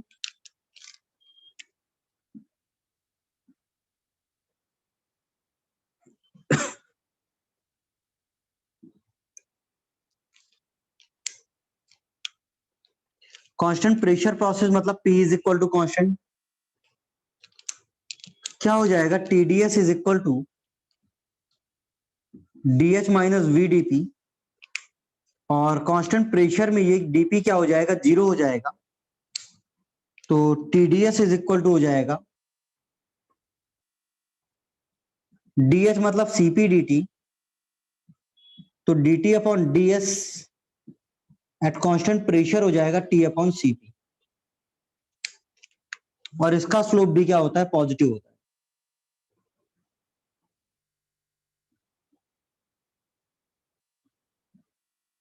तो टीएस डायग्राम में कांस्टेंट वॉल्यूम और कांस्टेंट प्रेशर दोनों का स्लोप क्या होता है, पॉजिटिव होता है। ठीक, अच्छा मुझे एक बात बताओ, स्लोप किसका ज्यादा होगा, कांस्टेंट वॉल्यूम या कांस्टेंट प्रेशर?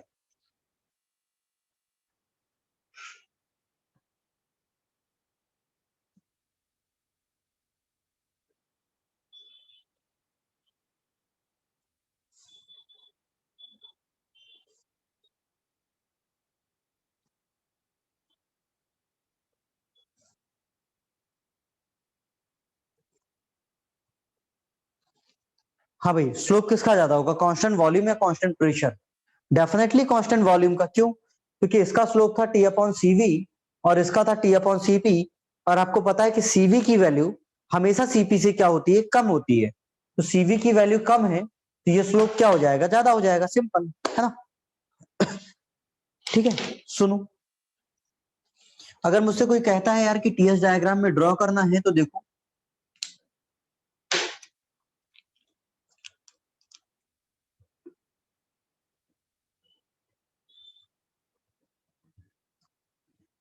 टीएस डायग्राम में देखो इस तरह से ड्रॉ कर सकते हैं,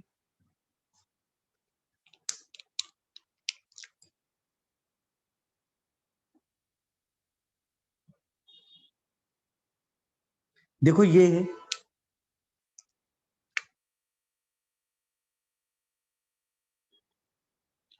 ये 1 है, ये 0 है, ये 1 है, ये 2 है, ये 3 है, ये 4 है।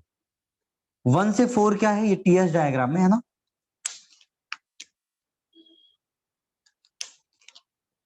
0 से 4 ये वाली कौन सी है, ये आइसेंट्रोपिक है। ये कौन सी है, ये आइसोथर्मल है। अच्छा 2 और 3 दोनों में कांस्टेंट वॉल्यूम कौन सी है, 2 और 3 दोनों में कांस्टेंट वॉल्यूम कौन सी है, जिसका स्लोप ज्यादा होगा वो कांस्टेंट वॉल्यूम होगी, और स्लोप किसका ज्यादा है, 3 का ज्यादा है, तो ये कांस्टेंट वॉल्यूम हो जाएगी, मतलब आइसोकोरिक हो जाएगी, या फिर कांस्टेंट वॉल्यूम हो जाएगी,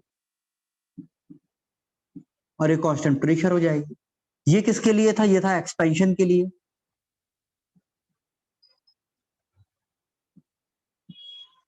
अगर मैं यही डायग्राम एक बार कंप्रेशन के लिए बनाऊं तो देखो,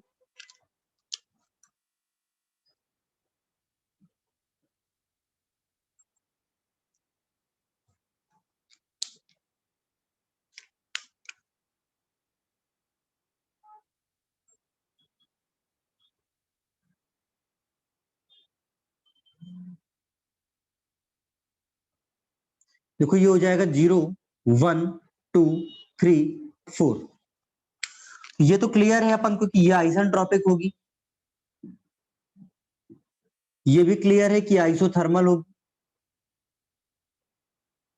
और ये भी क्लियर है, ये इन दोनों में स्लोप जिसका ज्यादा होगा वो कांस्टेंट वॉल्यूम होगी, मतलब ये आपकी कांस्टेंट वॉल्यूम होगी और ये कांस्टेंट प्रेशर होगी, सिंपल। ठीक है, इसको एक बार ड्रॉ करो फिर आगे बात करते हैं। बात समझ गए ना, बात समझ गए ना कि भाई दोनों का स्लोप, कांस्टेंट प्रेशर और कांस्टेंट वॉल्यूम, दोनों का स्लोप क्या होता है, पॉजिटिव होता है।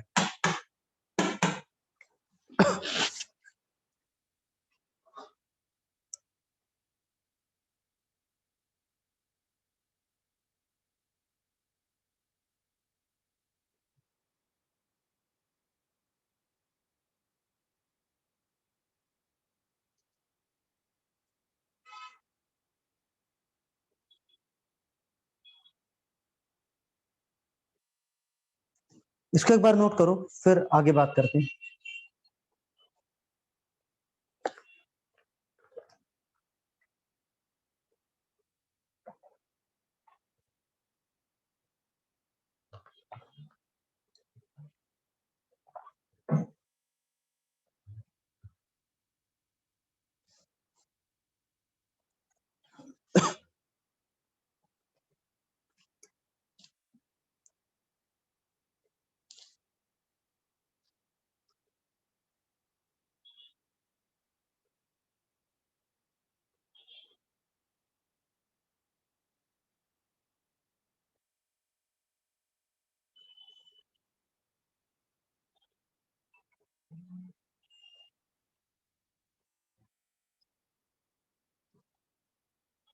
हाँ भाई, इसको एक बार नोट करो, फिर आगे बात करते हैं।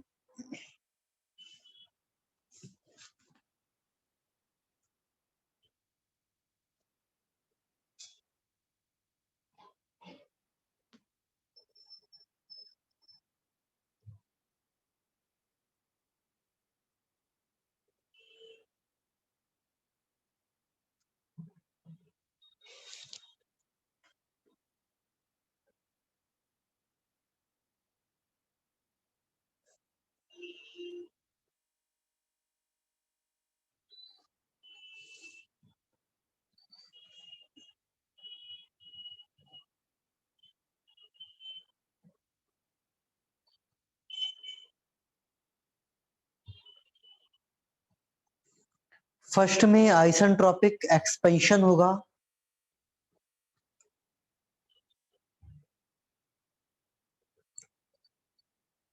नो फर्स्ट में कंप्रेशन होगा, सॉरी, इसको एक्सपेंशन मत लिखना। हाँ सही कह रहे हो, यहाँ तो कंप्रेशन होगा ना, मैंने पीवी डायग्राम के धोखे में लिख दिया था ना, पीवी डायग्राम के धोखे में एक्सपेंशन लिख दिया था, इसको एक्सपेंशन और कंप्रेशन मत लिखना, सही कह रहे हो। ये तो कंप्रेशन है यार, 0 से 4 तो कंप्रेशन है ना, सही कह रहे हो ना। इसको एक बार नोट करो, नोट हो जाए तो मुझे बता देना।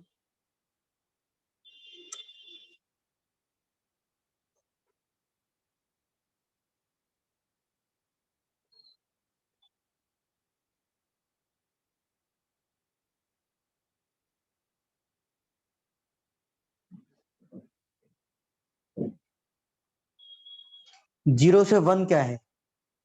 0 से 1 हीट एडिशन है, आइसोथर्मल हीट एडिशन है, हीट एडिशन है ना। देख लो, delta Q is equal to D U plus delta W में रख करके देख लो, है ना।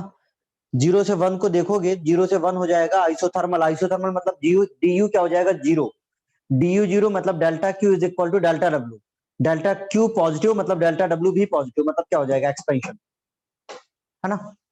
ठीक है। अच्छा मुझे एक बात बताओ, टेम्परेचर बढ़ाने पर एंट्रोपी क्या होती है, बढ़ती है कम होती है? टेम्परेचर बढ़ाने पर एंट्रोपी बढ़ती है कम होती है? एंट्रोपी टेम्परेचर बढ़ाने पे कम होती है बढ़ती है?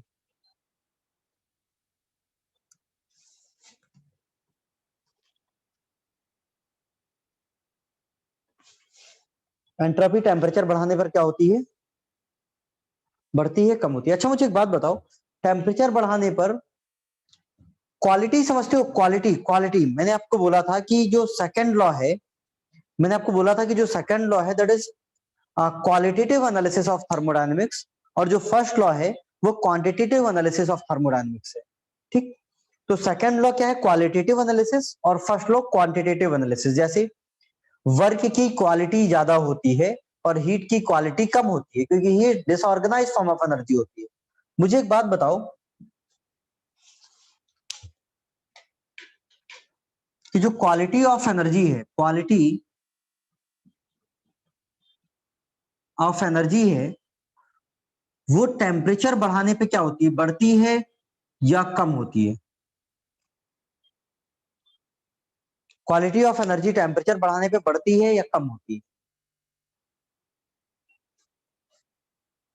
बढ़ती है या कम होती है?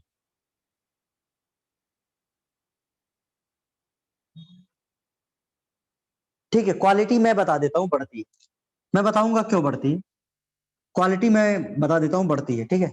अब मुझे बताओ क्वालिटी बढ़ेगी टेम्परेचर बढ़ाने पे तो एंट्रोपी क्या होगी, बढ़ेगी या कम? एंट्रोपी क्या होगी, बढ़ेगी या कम होगी टेम्परेचर बढ़ाने पे?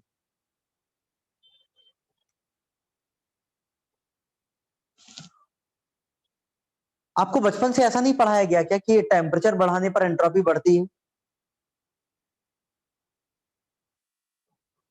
आपको बचपन से ऐसा कुछ पढ़ाया गया है कि टेम्परेचर बढ़ाने पर एंट्रोपी बढ़ती है, रैंडमनेस बढ़ता है, टेम्परेचर बढ़ाने पर एंट्रोपी बढ़ती है, मतलब रैंडमनेस क्या होता है, बढ़ता है, ऐसा कुछ पढ़ाया गया है? पढ़ाया गया है। फिर आप वहीं पर दोबारा पढ़ते हो कि भैया टेम्परेचर बढ़ाने पर एंट्रोपी तो कम होती है, क्यों? क्योंकि DS is equal to del Q by T, DS is equal to del Q by T, temperature inversely proportional है। या फिर टेम्परेचर बढ़ाने पर क्वालिटी ऑफ एनर्जी बढ़ती है तो एंट्रोपी कम होना चाहिए, लेकिन ऐसा नहीं होता है ना। देखो क्या होता है, एक हेडिंग डालो।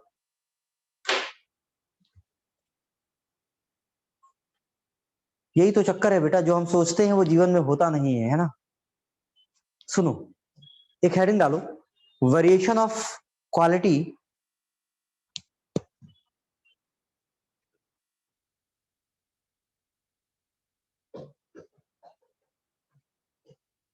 एक हेडिंग डालो, variation of quality of energy, variation of quality of energy and entropy with temperature, variation of quality of energy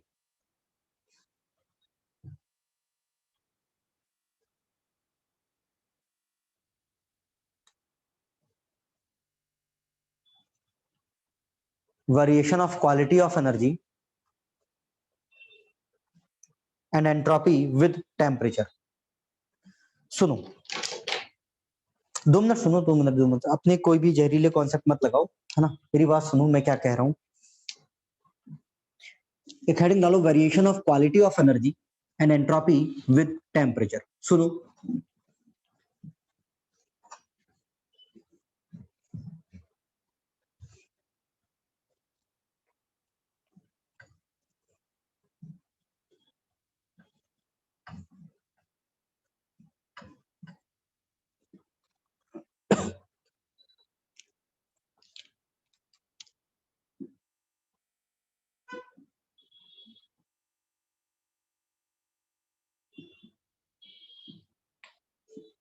variation of quality of energy and entropy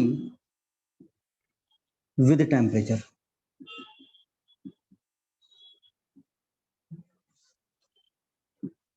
2 minute सुनना, ध्यान से सुनना, बहुत इंपॉर्टेंट बात। जनता को कंफ्यूजन होता है इसमें, जनता छोड़ो, बहुत सारे लोगों को कंफ्यूजन होता है ना, 99% लोगों को कंफ्यूजन होता है इसमें, है ना। ठीक है, सुनो, मामला क्या है,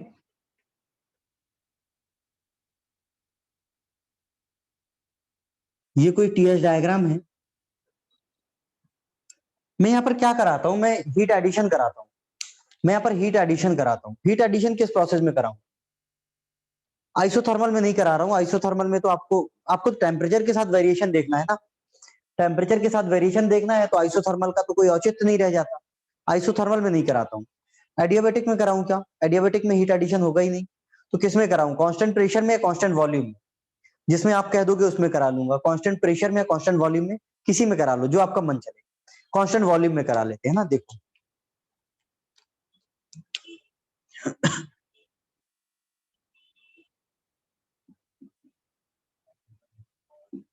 इन कांस्टेंट वॉल्यूम प्रोसेस,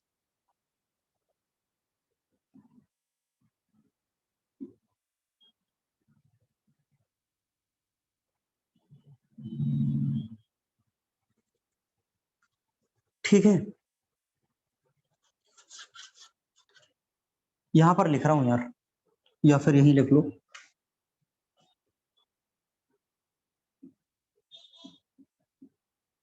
इन constant volume process. Constant volume का जो स्लोप है ना मेरे भाई, dt अपॉन ds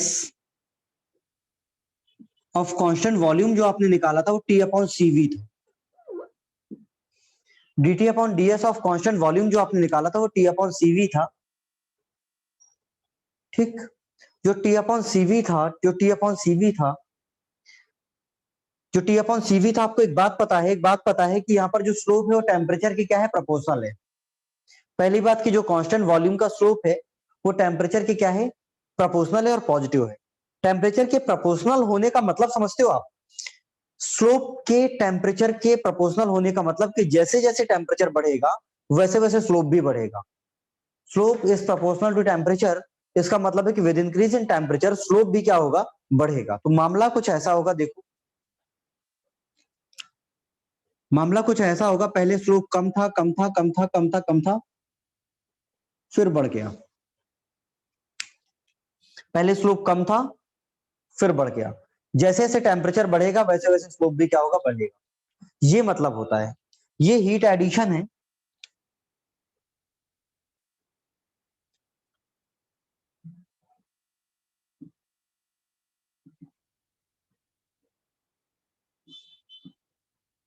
इन कांस्टेंट वॉल्यूम और कांस्टेंट प्रेशर प्रोसेस। ठीक है, या तो कांस्टेंट वॉल्यूम लिख लो या तो कांस्टेंट प्रेशर लिख लो। दोनों में स्लोप क्या होता है, टेम्परेचर के प्रोपोर्शनल होता है। और constant pressure process, constant volume का डायग्राम ये है और कांस्टेंट प्रेशर का डायग्राम, सॉरी कांस्टेंट वॉल्यूम का स्लोप ये है और कांस्टेंट प्रेशर का स्लोप ये है। दोनों का स्लोप टेम्परेचर के प्रोपोर्शनल होता है, मतलब दोनों कुछ ऐसे जाएंगे। ठीक, मैं क्या करता हूं, मुझे देखना है एनर्जी की क्वालिटी। मुझे देखना है एनर्जी की क्वालिटी। एनर्जी मतलब कौन सी energy, disorganize form of energy, heat की क्वालिटी देखना है। मैं क्या करता हूँ, हीट को दो बार ट्रांसफर कराता हूँ। एक बार हीट ट्रांसफर कराता हूँ हाई टेम्परेचर पे और एक बार हीट टेम्परेचर ट्रांसफर कराता हूँ लो टेम्परेचर पे। देखो, एक बार हीट ट्रांसफर कराता हूं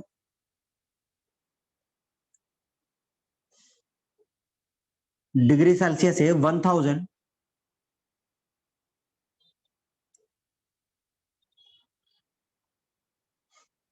से 800 डिग्री सेल्सियस।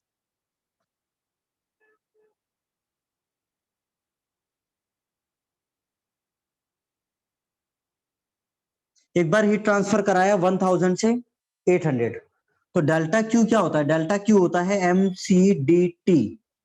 मतलब डेल्टा क्यू dt के प्रोपोर्शनल होता है। अगर dt सेम है तो डेल्टा क्यू भी क्या होगा, सेम होगा। ठीक, ये हाई टेम्परेचर पे कराया और ये 200 डिग्री सेल्सियस टेम्परेचर डिफरेंस के लिए यहां पर भी करा रहा हूं। तो देखो,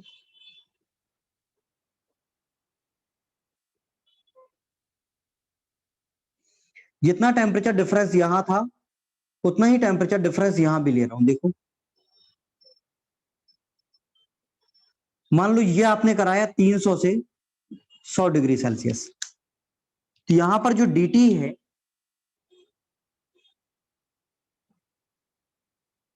और यहां पर जो डेल्टा टी है दोनों क्या है, सेम है।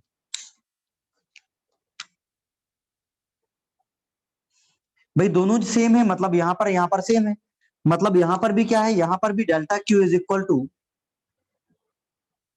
एमसी डी टी है और यहां पर भी delta Q is equal to MC D T है। मुझसे कोई कहता है कि दोनों जगह अमाउंट ऑफ हीट सेम है क्या, हाँ या नहीं? दोनों जगह अमाउंट ऑफ हीट सेम है क्या? दोनों जगह अमाउंट ऑफ हीट सेम है, हाँ या नहीं? बिल्कुल सेम है। Delta Q is equal to MC D T. मैं कहता हूं 400 से 200 तक हीट ट्रांसफर करा दो या 1000 से 800 तक करा दो, दोनों जगह सेम है। लेकिन क्वालिटी सेम है क्या, देखो एक बार। यहां पर जो एंट्रोपी चेंज हुआ,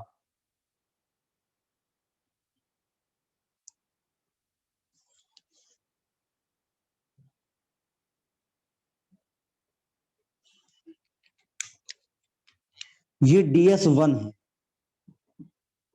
entropy change due to the heat transfer from 1000 degree Celsius to 800 degree Celsius. मुझे एक मिनट देना। और यहां पर जो एंट्रोपी चेंज हुआ,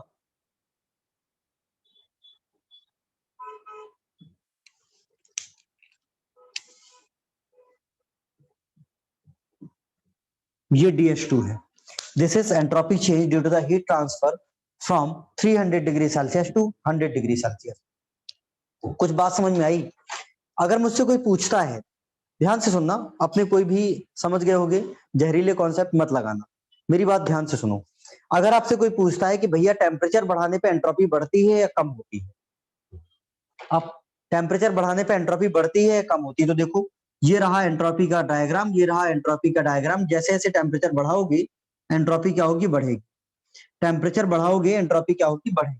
ठीक, पहला, टेम्परेचर बढ़ाने पर एंट्रोपी बढ़ती है, ये बात समझ में आई, हाँ या नहीं? टेम्परेचर बढ़ाने पर एंट्रोपी बढ़ती है, ये बात समझ में आई, हाँ या नहीं? क्यों बढ़ेगी भाई, क्यों बढ़ेगी? क्योंकि आपको साफ साफ समझ में आता है कि आप एक कंटेनर में लो वाटर को, एक कंटेनर में पानी को ले लो और गर्म करना शुरू करो। जैसे ही कंटेनर में पानी को गर्म करना शुरू करोगे तो उसके मॉलिक्यूल्स मूव करने लग जाएंगे, रैंडमनेस बढ़ेगी, और टेम्परेचर बढ़ाने पर रैंडमनेस बढ़ती है तो एंट्रोपी भी क्या होगी, बढ़ेगी।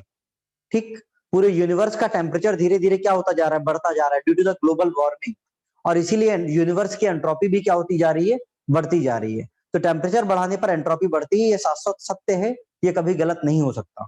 ठीक, उसके बाद सुनो, पहली बात समझ में आ गई, with increase in temperature entropy बढ़ती। दूसरी बात, ध्यान से सुनना, rate of increase of entropy, ध्यान से सुनना, rate of increase of entropy temperature बढ़ाने पर बढ़ती है या कम होती है? Rate of increase of entropy, rate of increase of entropy temperature बढ़ाने पर बढ़ती है या कम होती है? कम होती है, ये बात भी समझ में आ गई। Rate of increase of entropy temperature बढ़ाने पे बढ़ती है, कम होती है? कम होती है। ठीक, तीसरी बात सुनो,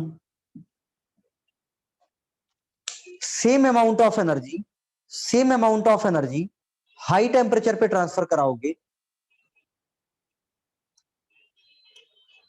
same amount of energy, same amount of energy high temperature पे क्या कराओगे, same amount of energy high temperature पे ट्रांसफर कराओगे, same amount of heat high temperature पे क्या कराओगे, ट्रांसफर कराओगे, तो जो एंट्रोपी चेंज है वो क्या होगा, उसके साथ कम होगा या ज्यादा होगा? सेम अमाउंट ऑफ हीट को, सेम अमाउंट ऑफ हीट को हाई टेम्परेचर पे क्या कराया, ट्रांसफर कराया, तो उसके वजह से जो एंट्रोपी चेंज आएगी वो क्या आएगी, कम आएगी। मतलब एंट्रोपी चेंज, एंट्रोपी चेंज या फिर entropy associated due to the heat transfer at higher temperature क्या होती है, कम होती है। मतलब जैसे जैसे टेम्परेचर बढ़ाओगे, जैसे जैसे टेम्परेचर बढ़ाओगे entropy associated with heat transfer क्या होगी, कम होगी। मुझे एक बात बताओ कि एंट्रोपी क्या है, निगेटिव चीज है या पॉजिटिव चीज है? कोई एंट्रोपी क्या है, कोई निगेटिव चीज है या पॉजिटिव चीज? निगेटिव चीज है ना। और अगर निगेटिव चीज है, अगर एंट्रोपी निगेटिव चीज है, और आपको पता है कि हाई टेम्परेचर पे जाने पर, हाई टेम्परेचर पे जाने पर same amount of heat transfer के लिए एंट्रोपी एसोसिएटेड ये कम हो जाती है, या फिर एंट्रोपी चेंज कम हो जाता है, तो quality of heat high temperature पे क्या हो जाएगी, बढ़ जाएगी या कम हो जाएगी? Quality of heat high temperature पे क्या हो जाएगी, बढ़ जाएगी, कम हो जाएगी? बढ़ जाएगी। मतलब मेरे भाई दोनों बातें सही, दोनों बातें सही हैं। टेम्परेचर बढ़ाओगे, टेम्परेचर बढ़ाओगे तो एंट्रोपी बढ़ेगी, ये शाश्वत सत्य है, ये कभी गलत नहीं होता। टेम्परेचर बढ़ाओगे तो एंट्रोपी बढ़ेगी, ये सत्य है। लेकिन टेम्परेचर बढ़ाओगे तो क्वालिटी ऑफ हीट भी बढ़ जाएगी, बिकॉज हाई टेम्परेचर पे जो एंट्रोपी इंक्रीज होगी वो लो टेम्परेचर के कंपैरिजन में कम इंक्रीज होगी। हाई टेम्परेचर पे जो एंट्रोपी इंक्रीज होगी वो लो टेम्परेचर के कंपैरिजन में कम इंक्रीज होगी, इसी वजह से क्वालिटी क्या हो जाती है, बढ़ जाती है। बट एंट्रोपी इंक्रीज होगी, ये सत्य है। बात समझ में आई, हाँ या नहीं? कुछ कुछ दिमाग में गया, कुछ कुछ समझ में आया आपको? हाँ भाई, कुछ कुछ समझ में आया आपको?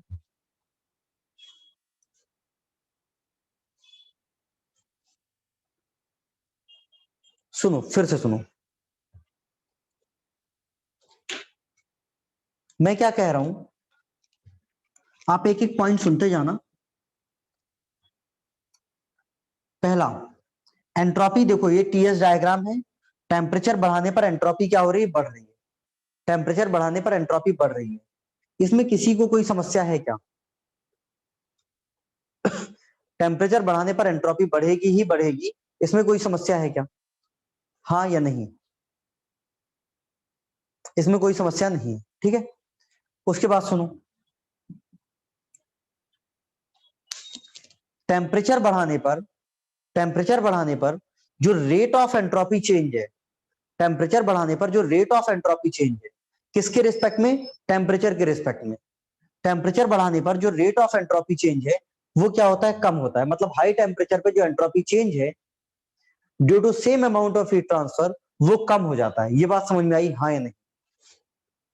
अगर same amount of heat transfer high temperature पे कराओगी तो entropy associated with the heat transfer क्या हो जाएगी? कम हो जाएगी। इसमें कोई समस्या है? नहीं, ठीक है। तीसरा,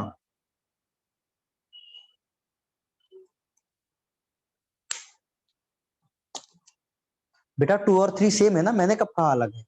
उसी को कंक्लूड करके लिखा है ना। सुनो, अगर हाई टेम्परेचर पे हीट ट्रांसफर कराओ, हाई टेम्परेचर पे हीट ट्रांसफर कराओ और एंट्रोपी एसोसिएटेड कम हो जाती है, इसका मतलब है कि हाई टेम्परेचर पे क्वालिटी ऑफ हीट क्या हो जाती है? बढ़ जाती है, ठीक। इसका मतलब है कि दोनों बातें सही। पहला, कभी कंफ्यूज मत होना, टेम्परेचर बढ़ाने पर एंट्रोपी बढ़ जाती है, ये बात सही है, लेकिन टेम्परेचर बढ़ाने पर क्वालिटी भी बढ़ जाती है। क्यों? क्योंकि हाई टेम्परेचर पे जो एंट्रोपी बढ़नी चाहिए वो लोअर टेम्परेचर के कंपैरिजन में कम बढ़ती है, क्योंकि rate of increase of entropy high temperature पे क्या होता है? कम होता है। Rate of increase of entropy high temperature पे क्या हो जाता है? कम हो जाता है। Entropy associated with the energy at high temperature क्या हो जाता है? डिक्रीज हो जाता है। बात समझ में आई कुछ? हाँ या नहीं? एक बार इसको नोट करो, फिर आगे बात करते हैं।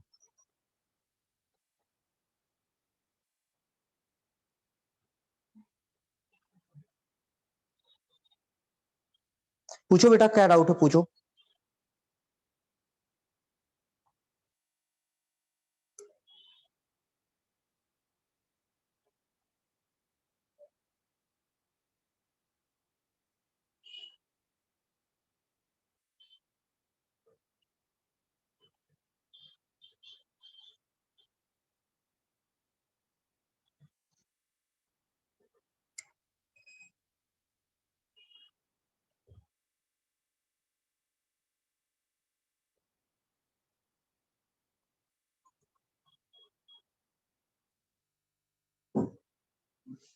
बेटा इसको नोट करो, फिर आगे बात करते हैं।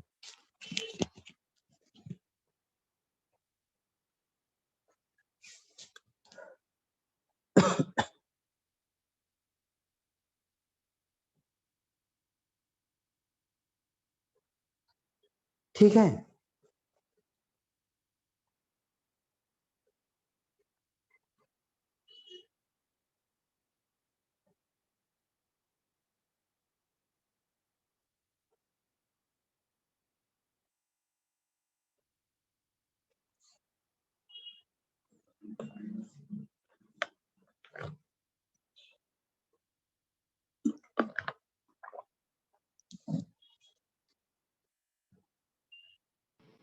हाँ भाई, इसको नोट कर लेना तो मुझे बता देना।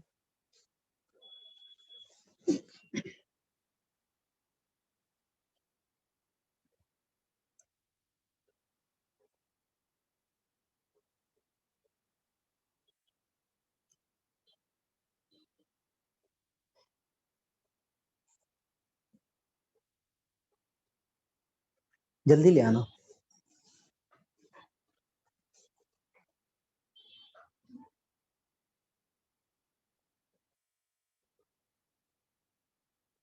हाँ भाई, नोट कर पाए क्या?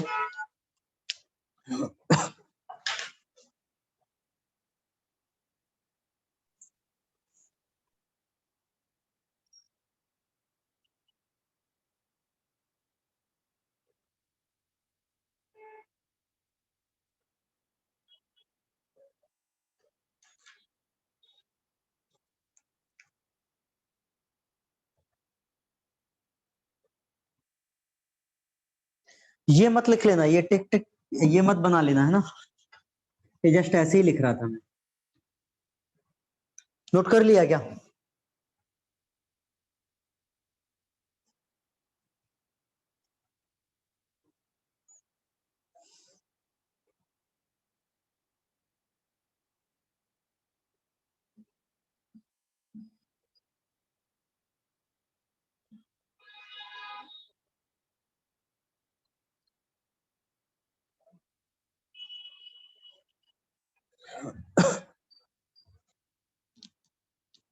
क्लियर है?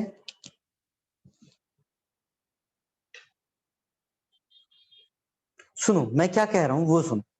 मैं ये कह रहा हूं कि प्रेशर, कांस्टेंट प्रेशर या कांस्टेंट वॉल्यूम, सुन लो दोबारा से बता रहा हूं। कांस्टेंट प्रेशर या कांस्टेंट वॉल्यूम डायग्राम का अगर स्लोप देखोगे ना, ये टेम्परेचर के प्रोपोर्शनल होता है। मतलब जैसे जैसे टेम्परेचर बढ़ेगा वैसे वैसे इसका स्लोप भी क्या होगा, बढ़ेगा। ठीक है, मैंने क्या किया, सेम अमाउंट ऑफ हीट को हाई टेम्परेचर पे ट्रांसफर कराया और सेम अमाउंट ऑफ हीट को लो टेम्परेचर पे ट्रांसफर कराया। तो 1000 केल्विन से 800 केल्विन या फिर डिग्री सेल्सियस से degree Celsius, delta T temperature difference के लिए सेम अमाउंट ऑफ हीट को हाई टेम्परेचर पे फ्लो कराया। सेम अमाउंट ऑफ, देखो ये भी डेल्टा टी और ये भी डेल्टा टी, और सेम अमाउंट ऑफ हीट को लो टेम्परेचर पे फ्लो कराया। तो हमको मिला कि हाई टेम्परेचर पे जब हीट को ट्रांसफर कराया था, ध्यान से सुनना, हाई टेम्परेचर पे जब हीट को ट्रांसफर कराया था तो जो एंट्रोपी चेंज था वो ds1 था। और उसी हीट को जब लो टेम्परेचर पे ट्रांसफर कराया तो जो एंट्रोपी चेंज है वो ds2 है। मतलब entropy change for the heat transfer high temperature पे क्या होता है, कम होता है। क्यों होता है? क्योंकि मॉलिक्यूल्स का रैंडमनेस उतना ज्यादा नहीं बढ़ता जितना लो टेम्परेचर पे बढ़ता है, लेकिन बढ़ता है रैंडमनेस। इसका मतलब ये है इसका मतलब ये है कि टेम्परेचर बढ़ाने पर एंट्रोपी बढ़ेगी। ये बात तो सही है कि टेम्परेचर बढ़ाओगे तो एंट्रोपी बढ़ेगी। टेम्परेचर बढ़ाओगे तो एंट्रोपी बढ़ेगी, मतलब रैंडमनेस बढ़ेगा, ये बात तो तय है। ठीक, लेकिन टेम्परेचर बढ़ाने पर जो rate of increase of entropy है वो कम होने लग जाता है। टेम्परेचर बढ़ाने पर जो rate of increase of entropy है वो कम होने लग जाता है। मतलब हाई टेम्परेचर पे जो एंट्रोपी इंक्रीज है वो कम होगा और लोअर टेम्परेचर पे जो एंट्रोपी इंक्रीज है वो ज्यादा होगा। मतलब वही हीट ट्रांसफर हाई टेम्परेचर पे कराओगे और वही हीट ट्रांसफर लो टेम्परेचर पे कराओगे तो entropy associated with the heat transfer high temperature पे कम हो जाएगा और लो टेम्परेचर पे ज्यादा होगा। क्यों? क्योंकि एनर्जी की क्वालिटी हाई टेम्परेचर पे क्या होती है, ज्यादा होती है। ठीक, क्या होता है कि मॉलिक्यूल्स में जब रैंडमनेस आता है ना, मॉलिक्यूल्स में जब एक रैंडमनेस आता है ना, आप जैसे ही टेम्परेचर बढ़ाते हो तो इनिशियली रैंडमनेस अचानक से आता है। इनिशियली रैंडमनेस अचानक से आता है, मतलब इनिशियली एंट्रोपी बहुत तेजी से बढ़ती है, लेकिन फाइनली जैसे टेम्परेचर बढ़ाते जाते हो तो रैंडमनेस तो बढ़ता है, लेकिन हाई टेम्परेचर पे रैंडमनेस उतना तेजी से नहीं बढ़ता जितना लो टेम्परेचर पे अचानक से बढ़ गया। तो लोअर टेम्परेचर पे एंट्रोपी अचानक से बढ़ती है तेजी से, और हाई टेम्परेचर में बढ़ती तो है लेकिन बहुत तेजी से नहीं बढ़ती। मतलब एंट्रोपी तो हमेशा बढ़ेगी टेम्परेचर के साथ, लेकिन लोअर टेम्परेचर पे अचानक से बढ़ जाती है इनिशियल रैंडमनेस की वजह से, और फाइनली बढ़ेगी तो, लेकिन उतनी ज्यादा नहीं बढ़ेगी। समझ पाए? मतलब हाई टेम्परेचर पे हीट ट्रांसफर कराना फायदेमंद है, वो क्वालिटी फुल है। बात समझ में आई? मुझे एक बात बताओ, अगर आपके पास हीट है 10 किलो जूल, आपके पास हीट है 10 किलो जूल, एक ए है और एक बी है, इसके पास हीट है 1000 केल्विन पे और इसके पास हीट है 200 केल्विन पे, बड़ा आदमी कौन है, ए या बी?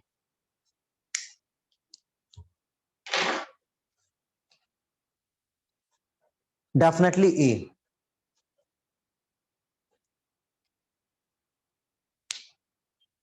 हाँ बिल्कुल देख सकते हैं बेटा, बिल्कुल देख सकते हैं। रेट का मतलब वही होता है, जब हम लोग T del Q by T के फॉर्मूले से भी देख सकते हो, बिल्कुल देख सकते हो ना।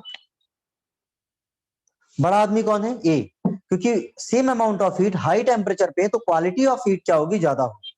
Simple. Grade of heat, organisation of heat क्या होगा, ज्यादा होगा। ठीक है, उसमें लिखना, एक हेडिंग डालो कंक्लूजन। एक हेडिंग डालो कंक्लूजन, फर्स्ट वन लिखना। एक हेडिंग डालो कंक्लूजन, फर्स्ट वन लिखना, with increase in temperature entropy increases. With increase in temperature, entropy increases.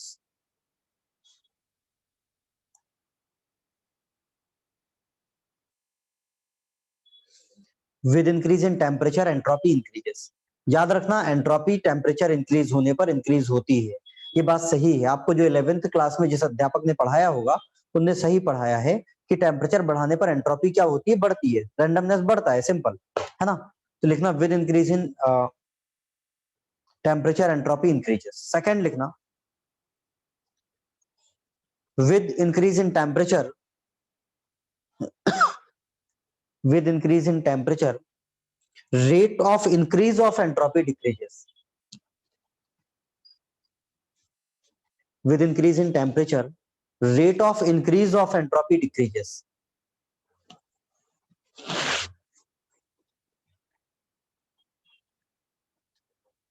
With increase in temperature, rate of increase of an entropy decreases.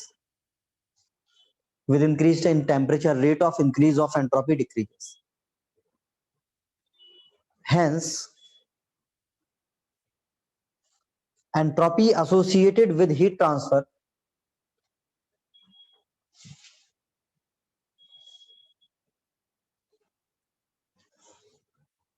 hence entropy associated with heat transfer entropy associated with heat transfer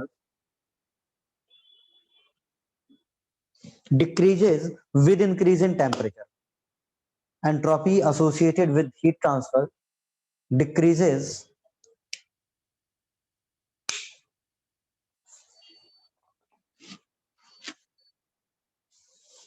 with increase in temperature. Or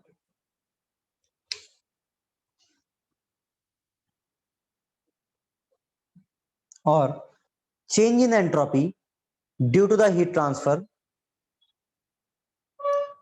or change in entropy due to the heat transfer, change in entropy due to the heat transfer decreases with increase in temperature. Change in entropy due to the heat transfer decreases with increase in temperature. Hence,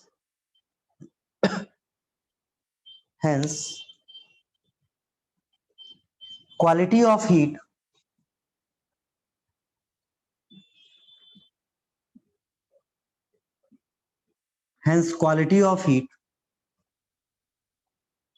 increases with increase in temperature.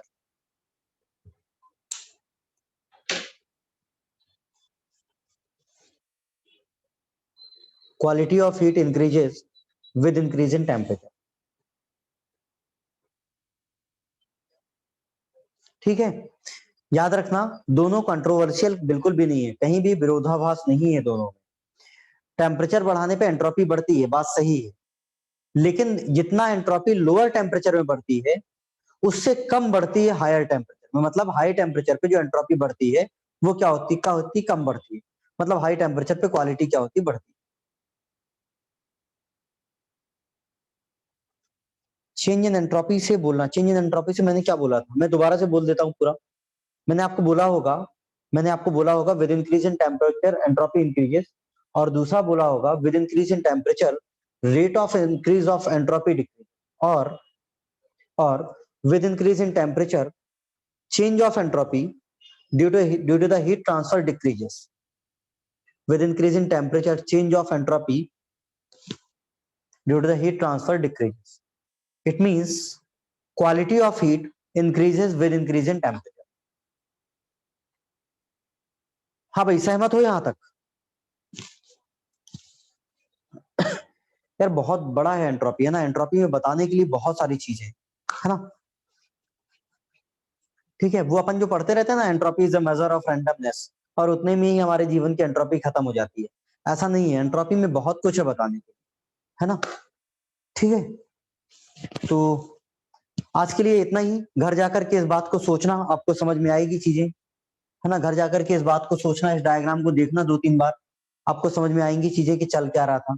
मतलब ये कि randomness जो होती है वो temperature बढ़ाने पे बढ़ती है, लेकिन इनिशियली क्या होता है कि अचानक से बढ़ जाती है, अचानक से रैंडमनेस बढ़ जाती है। मतलब लोअर टेम्परेचर पे भी रैंडमनेस बढ़ेगी, लेकिन अचानक से बढ़ जाती है, तो अचानक से एंट्रोपी क्या हो जाएगी, बढ़ जाएगी।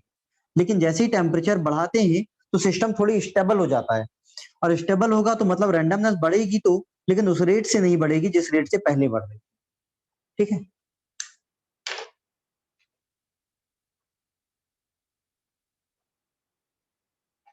क्लियर है? बेटा क्या केमिस्ट्री क्या फिजिक्स, आप लोग तो इंजीनियरिंग में भी इतना ही पढ़े हो, और मतलब आप लोग ठीक है, हो सकता है एक्स्ट्राऑर्डिनरी हो, पढ़ लिए हो, लेकिन 90% लोग तो इंजीनियरिंग कर लेते हैं और वो लोग केवल इतना ही पढ़ते हैं, entropy is a measure of randomness, है ना। ठीक है, सुनो यहाँ तक क्लियर है। इसके बाद अपन कल आगे बात करते हैं, अपन आएंगे किसमें, अभी तक मैं केवल थ्योरेटिकल बात कर रहा था एंट्रोपी में। आगे जब अपन कल आएंगे तो अपन बात करेंगे किस पे, कुछ कैलकुलेशन पे कि एंट्रोपी को कैलकुलेट कैसे करना है और फॉर्मूले क्या है ना। ठीक है, तो कल कुछ क्वेश्चन वगैरह देखते हैं और उसके बाद अपन बात करेंगे प्योर सब्सटेंस की, उसके बाद अवेलेबल एनर्जी और थर्मोडायनेमिक रिलेशन। ठीक है, ठीक है, बाय बाय।